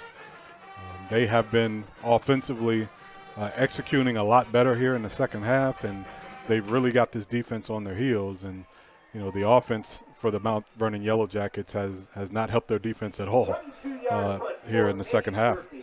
The rugby-style punt giveth and the rugby-style punt taketh, Effie. We've seen a couple that have taken some great bounces and some that have just gone backwards, as this is going to set Mansfield Senior's offense backwards. Flag on the play.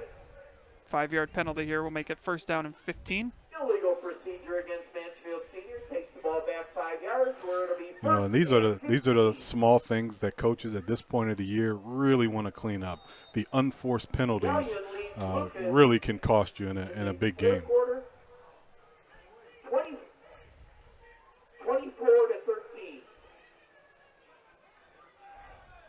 Hill keeps it. Brock Hill on the keeper. Pays the price for keeping it, only a couple yards on the play.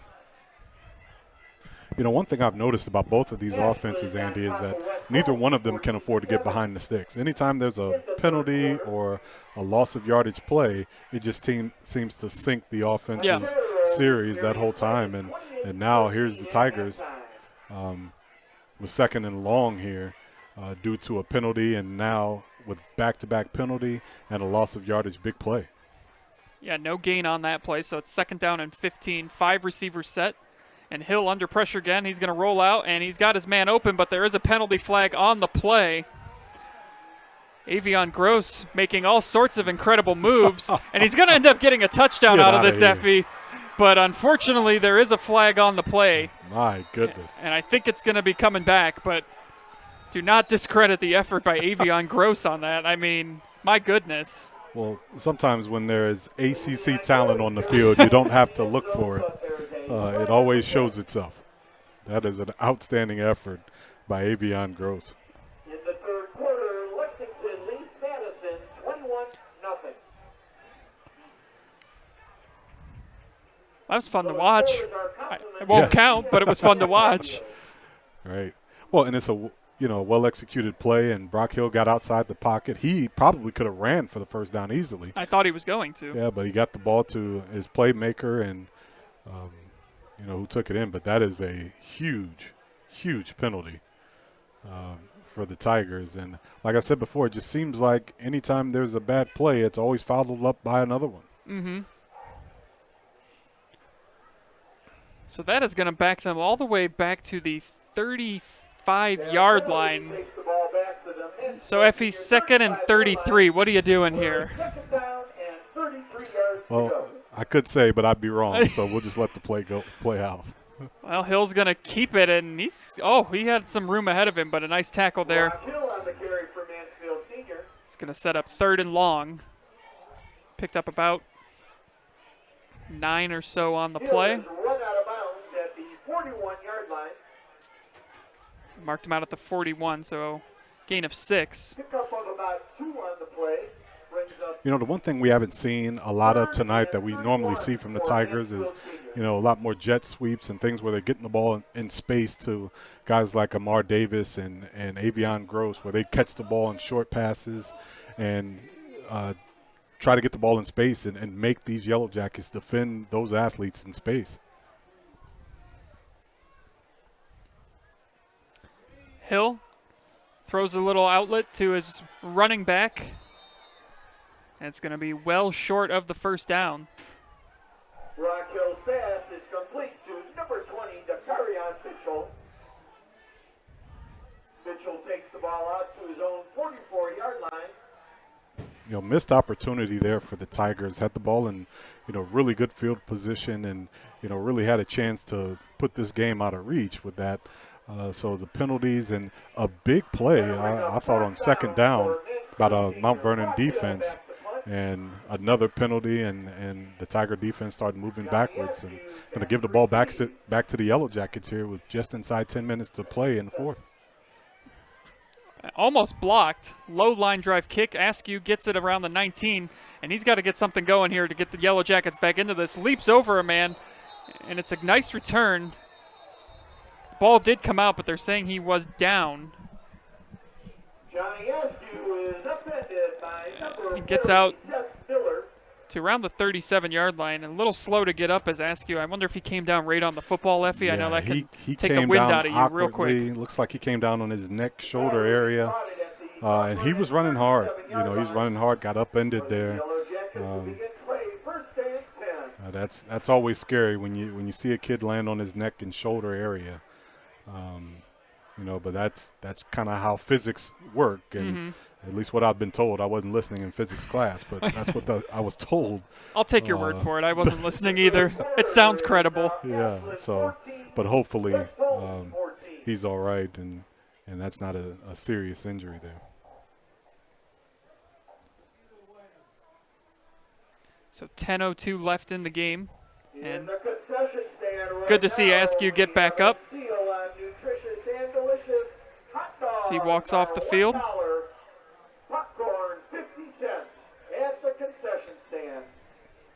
So you're down 10. Kind of struggled to move the ball ever since that opening drive. Do you start to take some shots? Well, I'm telling you. Do you try to get it on the ground? I really think that if they can stay in front of the sticks, even if, and we haven't seen A.J. Keene run the football like he did earlier in the game. If they can pound away and get positive yards and stay away from penalties, no need for them to rush. They can, as long as they're getting positive yard each play and stay away from penalties, I think they'll be okay. Nice little pass is going to get them a first down here. Jesse Foster on the reception. Gets out to right around the 50. So that's exactly what Mount Vernon needs. Yeah, I love that play call. Nice drag, the tight end drag from the opposite side. Nice easy toss and catch for your quarterback. And also it loosens up that Tiger defense. Makes them respect the pass a little bit. Give you some more room to run. Snyder looking to throw again. He does. It's caught. Not a lot of real estate on that one, though. Dylan Dowell on the reception. But you can see the tempo start to pick up, and even though that's a short gain, it's a 4-yard gain, is as good as a run-off tackle for 4 yards. And they just got to have positive plays here. Positive plays, and now they got to just play with a little bit more tempo. They can't take the clock down inside 10 seconds anymore. They've got to play with a little bit more tempo and run the plays with a little less time or more time on the clock. Yeah, this is taking a lot of time. Down 2 possessions, just now under 9 minutes. Snyder rolls out to his right, and the pass is incomplete. And that's going to make it 3rd down and 6. Incomplete, out of bounds. That brings up 3rd and 6 for Mount Vernon. There wasn't a whole lot going on that play either. Even if he came down with it, Effie, right. It was only a gain of probably 2 or 3. Right, and I'm telling you, I just do not abandon the run here if I'm the Yellow Jackets. But I think they've got their game plan. Their short passing game is fine. They've been able to have some open receivers, but you could tell you're just not comfortable with that. Under pressure, Snyder, he's rolling out to his right, and it's a foot race, and he is going to get the first down. He might have stepped out right before the sticks. Snyder on the carry. It is going to be 4th down. Well, that's some speed we hadn't seen. No. From Zach Snyder. He turned the corner and turned on the speed and ran away from the Tigers, and they're going to go for it here on 4th and short. 4th and short, and I'm with you. I think this is where you give it to A.J. Keene. But they are going to pass it instead, and it is caught, and it is going to be a first down for the Yellow Jackets. Snyder to Dowell. I think we ought to just give up on the play calling. I'm done. I'm done predicting or suggesting what they should do because at this point it's contagious, though, because you've just been wrong so many times, Effie, that I have adapted that philosophy as well. Oh, you're right. Snyder rolling out. Takes a shot downfield. He's got his man, and it is dropped. Incomplete. He had him, Effie. He did. Seth Miller came clean on his blitz from the middle linebacker spot, and I think he threw it a little bit earlier than he wanted to, and he didn't get his shoulders quite square, but that was a good pass nonetheless, and the receiver just couldn't hang on. If he makes a good throw, he walks into the end zone. He does. He was that open. I think you saw the defender start to cheat and think Snyder was going to run it. And he's going to pass. They almost jumped the route that time. And I think, the Tigers have started getting the rhythm of this passing game, and you can see both defensive backs jumped that route. And, actually it could have been a pick six. Yes. Because they've been throwing with the same type of tempo, quick release, and really primed for a double move here, but I just don't know if they're able to give him that type of protection. I was just going to say, it would go a really long way, I feel like, as a pump fake. Right. Because they're starting to jump these routes underneath. And again, though, he's got no time to throw, and he is going to be ran out of bounds, and the flag comes in. Late hit Effie out of bounds. Snyder is right out of bounds, but there's a flag on the play. The only thing that you couldn't do as a defense, played everything perfectly, great coverage, great pressure, got the quarterback on the run, and the only thing you couldn't do is late hit out of bounds, and that's what happened there. There is also an injured Tiger down on the ground. Stretching out his leg, it looks like. We have a final score. Shelby 45, River Valley 21. One of the things I've seen in all levels of football so far, especially early this season, is there's a lot of injuries, you know, and people don't understand, and I've talked a lot about what the preseason means and what those conditioning and even off-season that so many of these teams miss. It's a chance to get your body in condition, and condition doesn't just mean to be able to run for a long time. It means getting your muscles and everything conditioned for games.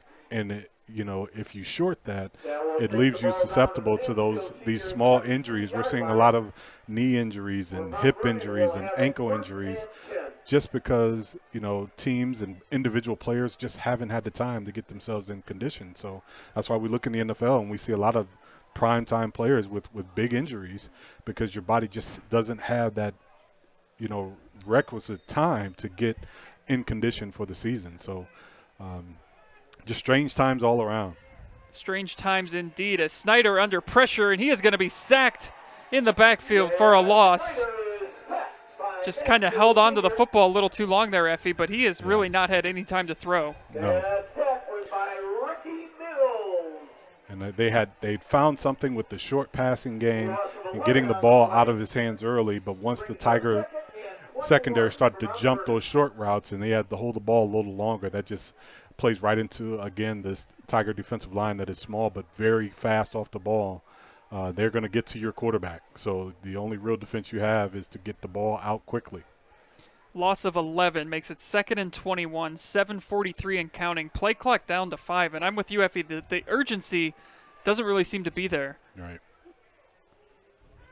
And again, Snyder under pressure, and it is almost intercepted. A flag does come in. And it is holding against Mount Vernon.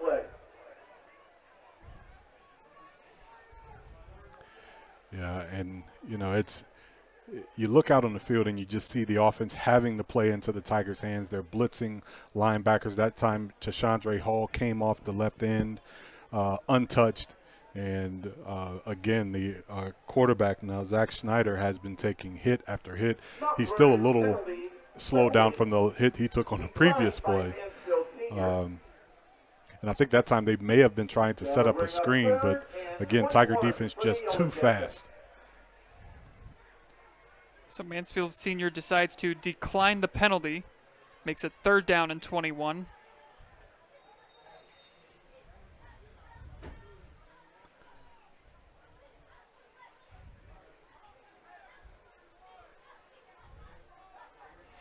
And you look at the change in the Tiger secondary. They went from playing tight man to now loose coverage on this 3rd and long, and not much you can do. And a huge loss on that play. It's a loss of 17, and it's just become almost a little too predictable. Yeah. I mean, Snyder's going to roll out, and they're sending guys to the outside, and it is going to force Mount Vernon to punt this one away. Well, if you look at the Tiger defensive line and you look at those guys, what you have basically is 4 running backs on the defensive line, and you're basically telling their running backs to just get past their offensive linemen and chase the quarterback, and that's what's been happening here, specifically in the second half. So the Yellow Jackets punt it away and rolls down to the 20-yard line. 6:22 left in this game. By number 22, Ethan Laszlo.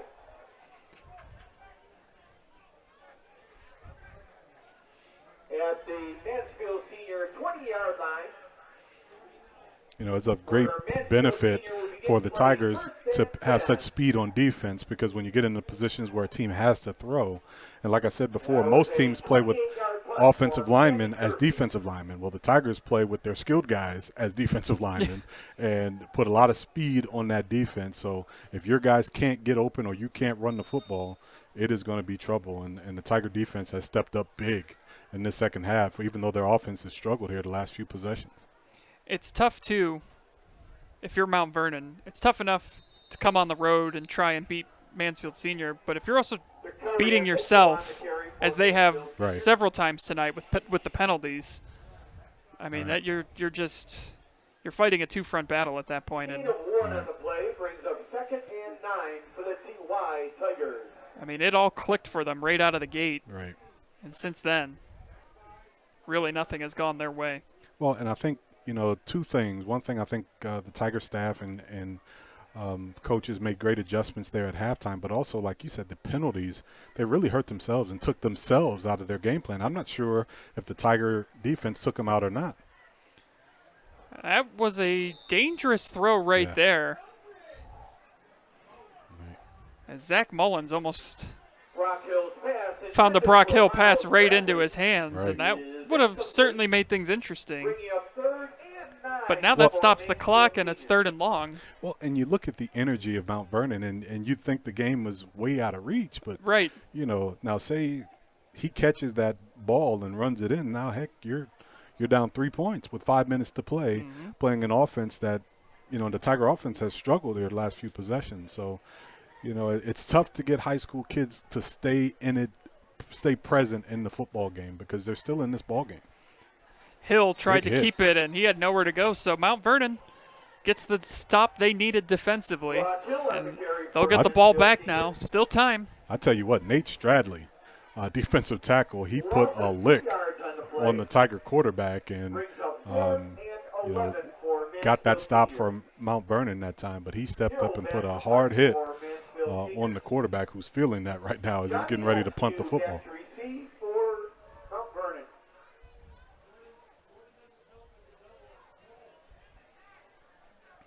We'll see who Mount Vernon decides to put in at quarterback, if they stick with Snyder or switch back to Hubbard. And a penalty on Mansfield Senior.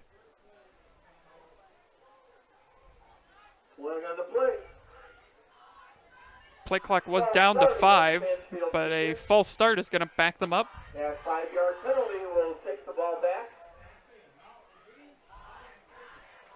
So now Johnny Askew will look to take this punt. He's set up around the 45-yard line. Low snap, and the punt is blocked around the line of scrimmage, but did a Mount Vernon player touch that and not recover it?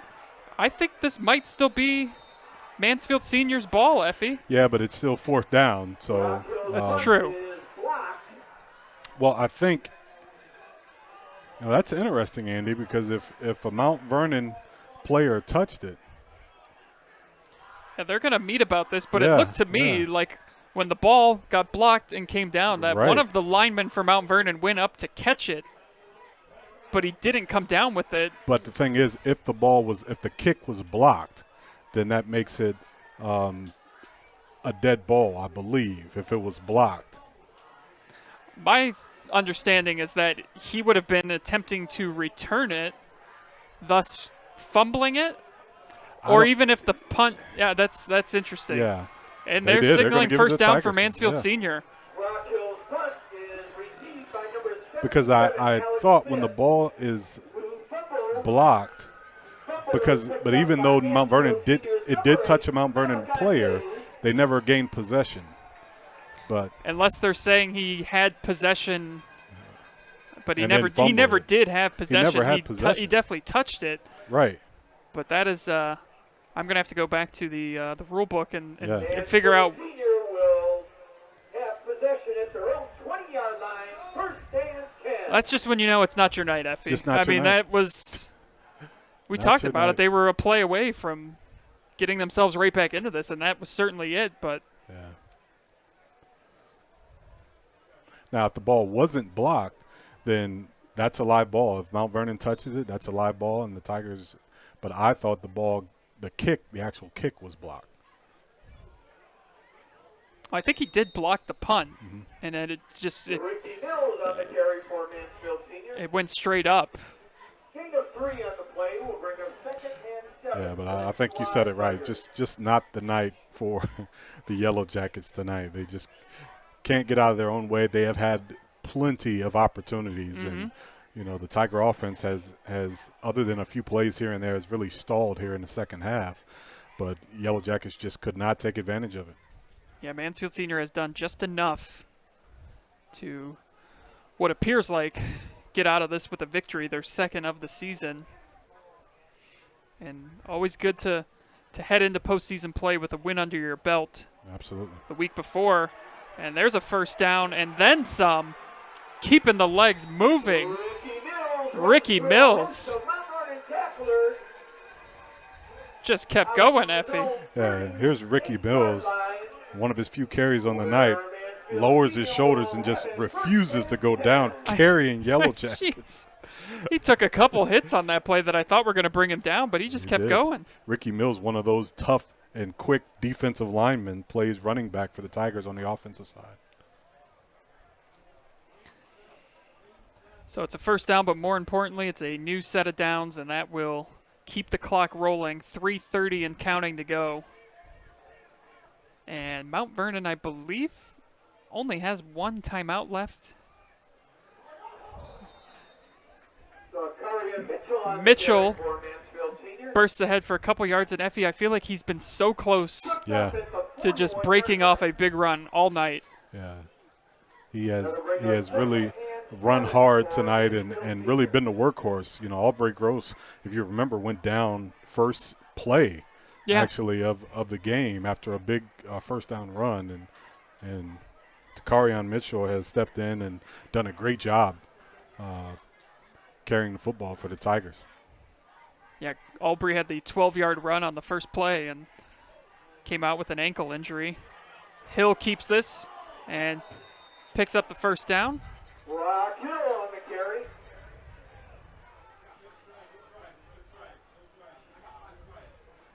Gets out to the 50. Out of bounds at his own 49-yard line, but picks up enough yardage for a Mansfield Senior first and 10.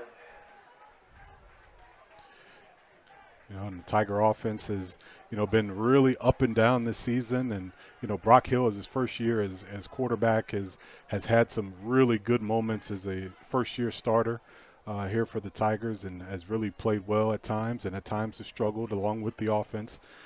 So it'll be an interesting playoff season for both these teams, actually, just to see how they come out and play.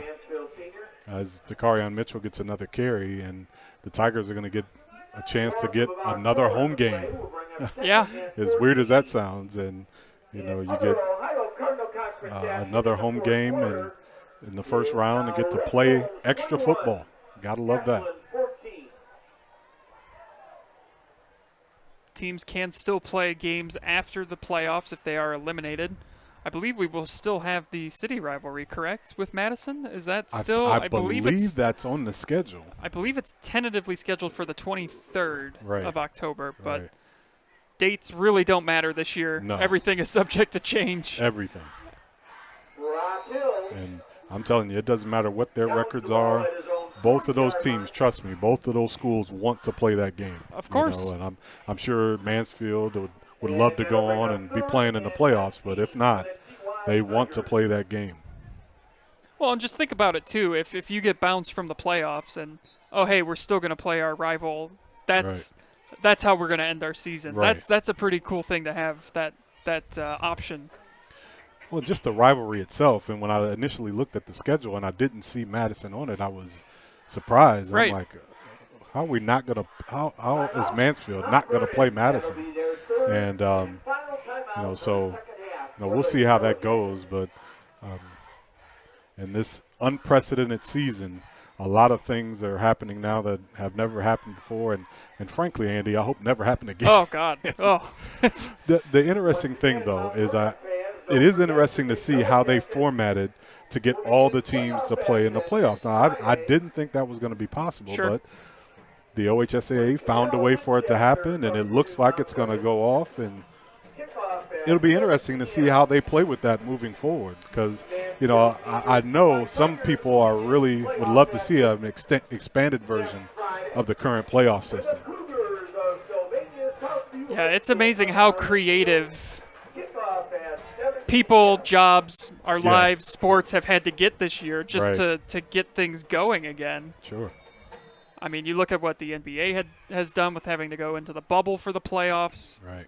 Major League Baseball adopting that as well now after this wild card round, which I don't want to talk about at all because the Indians are no longer in it. Yeah. So it is going to be 4th and 19. Mount Vernon will get the ball back, but they are out of timeouts and almost out of time in this one because Mansfield Senior probably not going to punt this one away until there's a minute on the clock. Just a minute 15 and counting.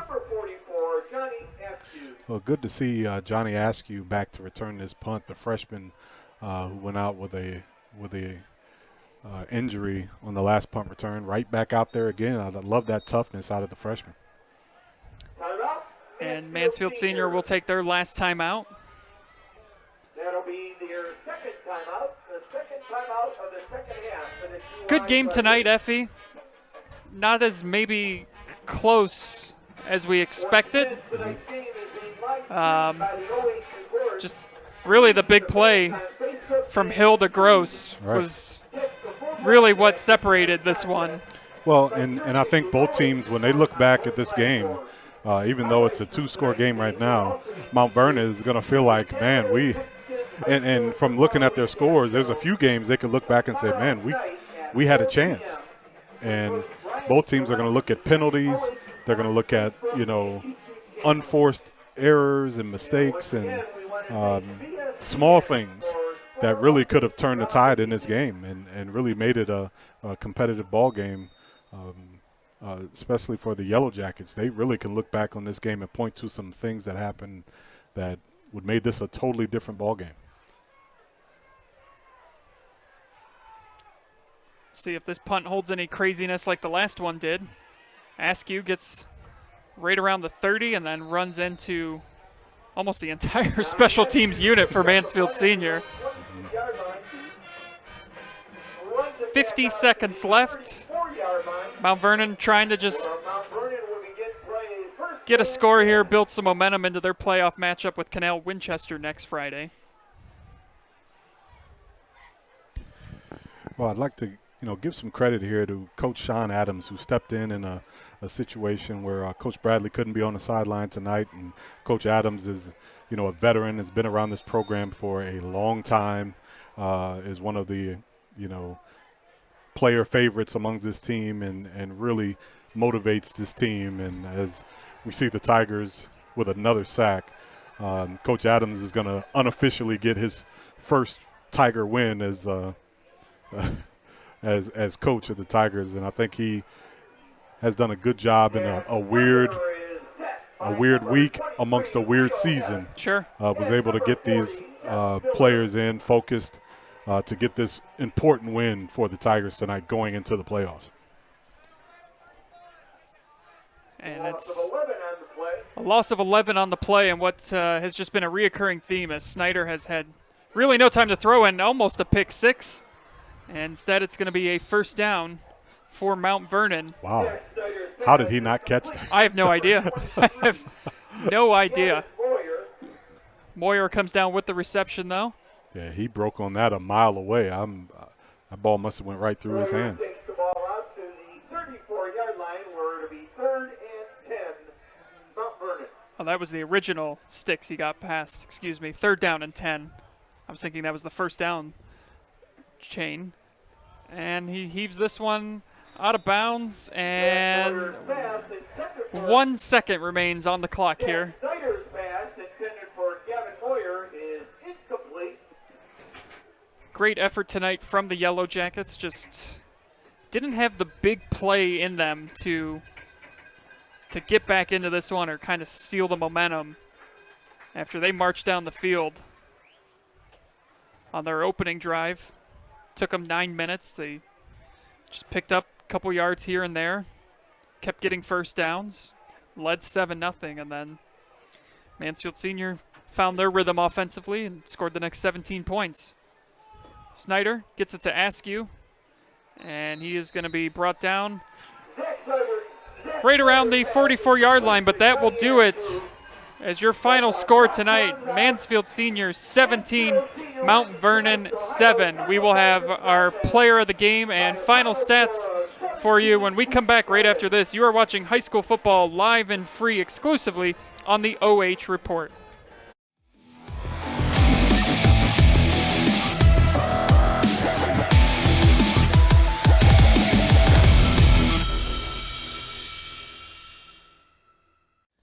James One Incorporated, providing innovative workshops and training for school districts throughout Ohio. We specialize in the areas of cultural awareness and sensitivity, reaching the unreachable student, dangers of teen substance abuse, and more. We offer relevant workshops for coaches and student athletes, and with virtual options available for all trainings, call today and schedule your first session. James One Incorporated, first in promoting excellence through quality professional development.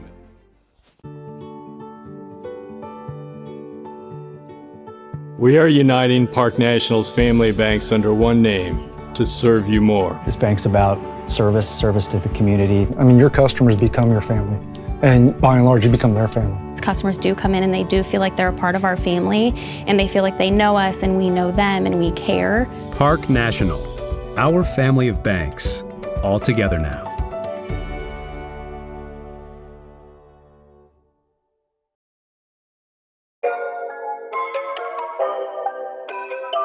Why are all these people so happy? Because they just got their business online with TMS Plus Digital Marketing. Get online with essential digital marketing services for local businesses. And feel like they do. No hype, just results. That's TMS Plus.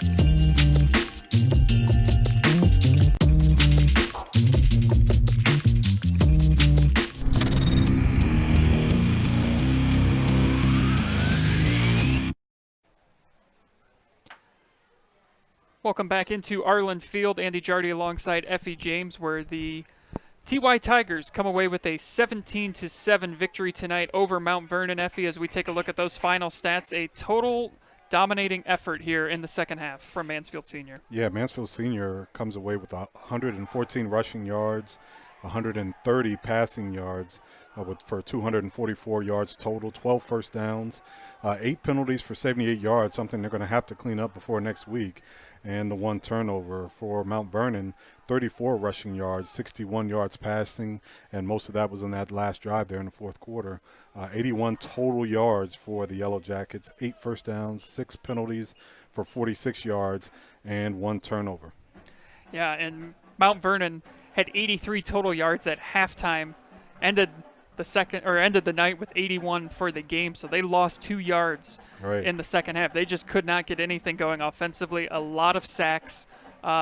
Snyder under pressure all night from Mansfield Senior. So the TY Tigers doing a great job defensively. Mount Vernon led this game 7-0 when they marched down the field. Took them 9 minutes to do so in the opening drive. Snyder finding Bayless for a 3-yard pass made it 7-0. Then the TY Tigers got on the board in the second quarter, 5:37 left in the second quarter, when Brock Hill found Avion Gross for a 75-yard touchdown pass. That knotted things up 7-7. Then just before the half, Putt with the field goal made it 10-7. And then in the second half, Hill finding Tashandre Hall for a 12-yard pass. And he got into the end zone with authority, Effie. He lowered that shoulder, got in there. And that made it 17-7. But it's time now for our player of the game.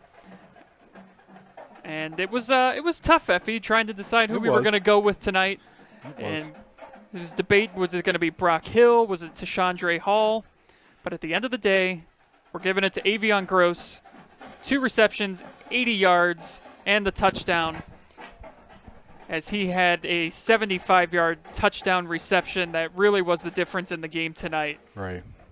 So Avion Gross, our player of the game, as he had just an incredible night. And he had an incredible week, too, committing to the University of Pitt. And I thought also defensively he played so well early from his free safety spot, and that's what really I think gave me his vote for player of the game. He made a big play offensively, but his defensive play and all-around game he had tonight, he really was the spark for the Tigers on both sides. So that is going to do it for us here tonight. Thank you all for joining us here on the OH Report, exclusively live and free on Facebook and YouTube. For Effie James, I'm Andy Jardy. Jory, thank you so much, too, for running camera tonight and directing us through this. And we will see you guys next week for the playoffs. So already time for playoffs. Incredible. You've been watching high school football live and free on the OH Report, powered by BS Media Productions. So long, everyone.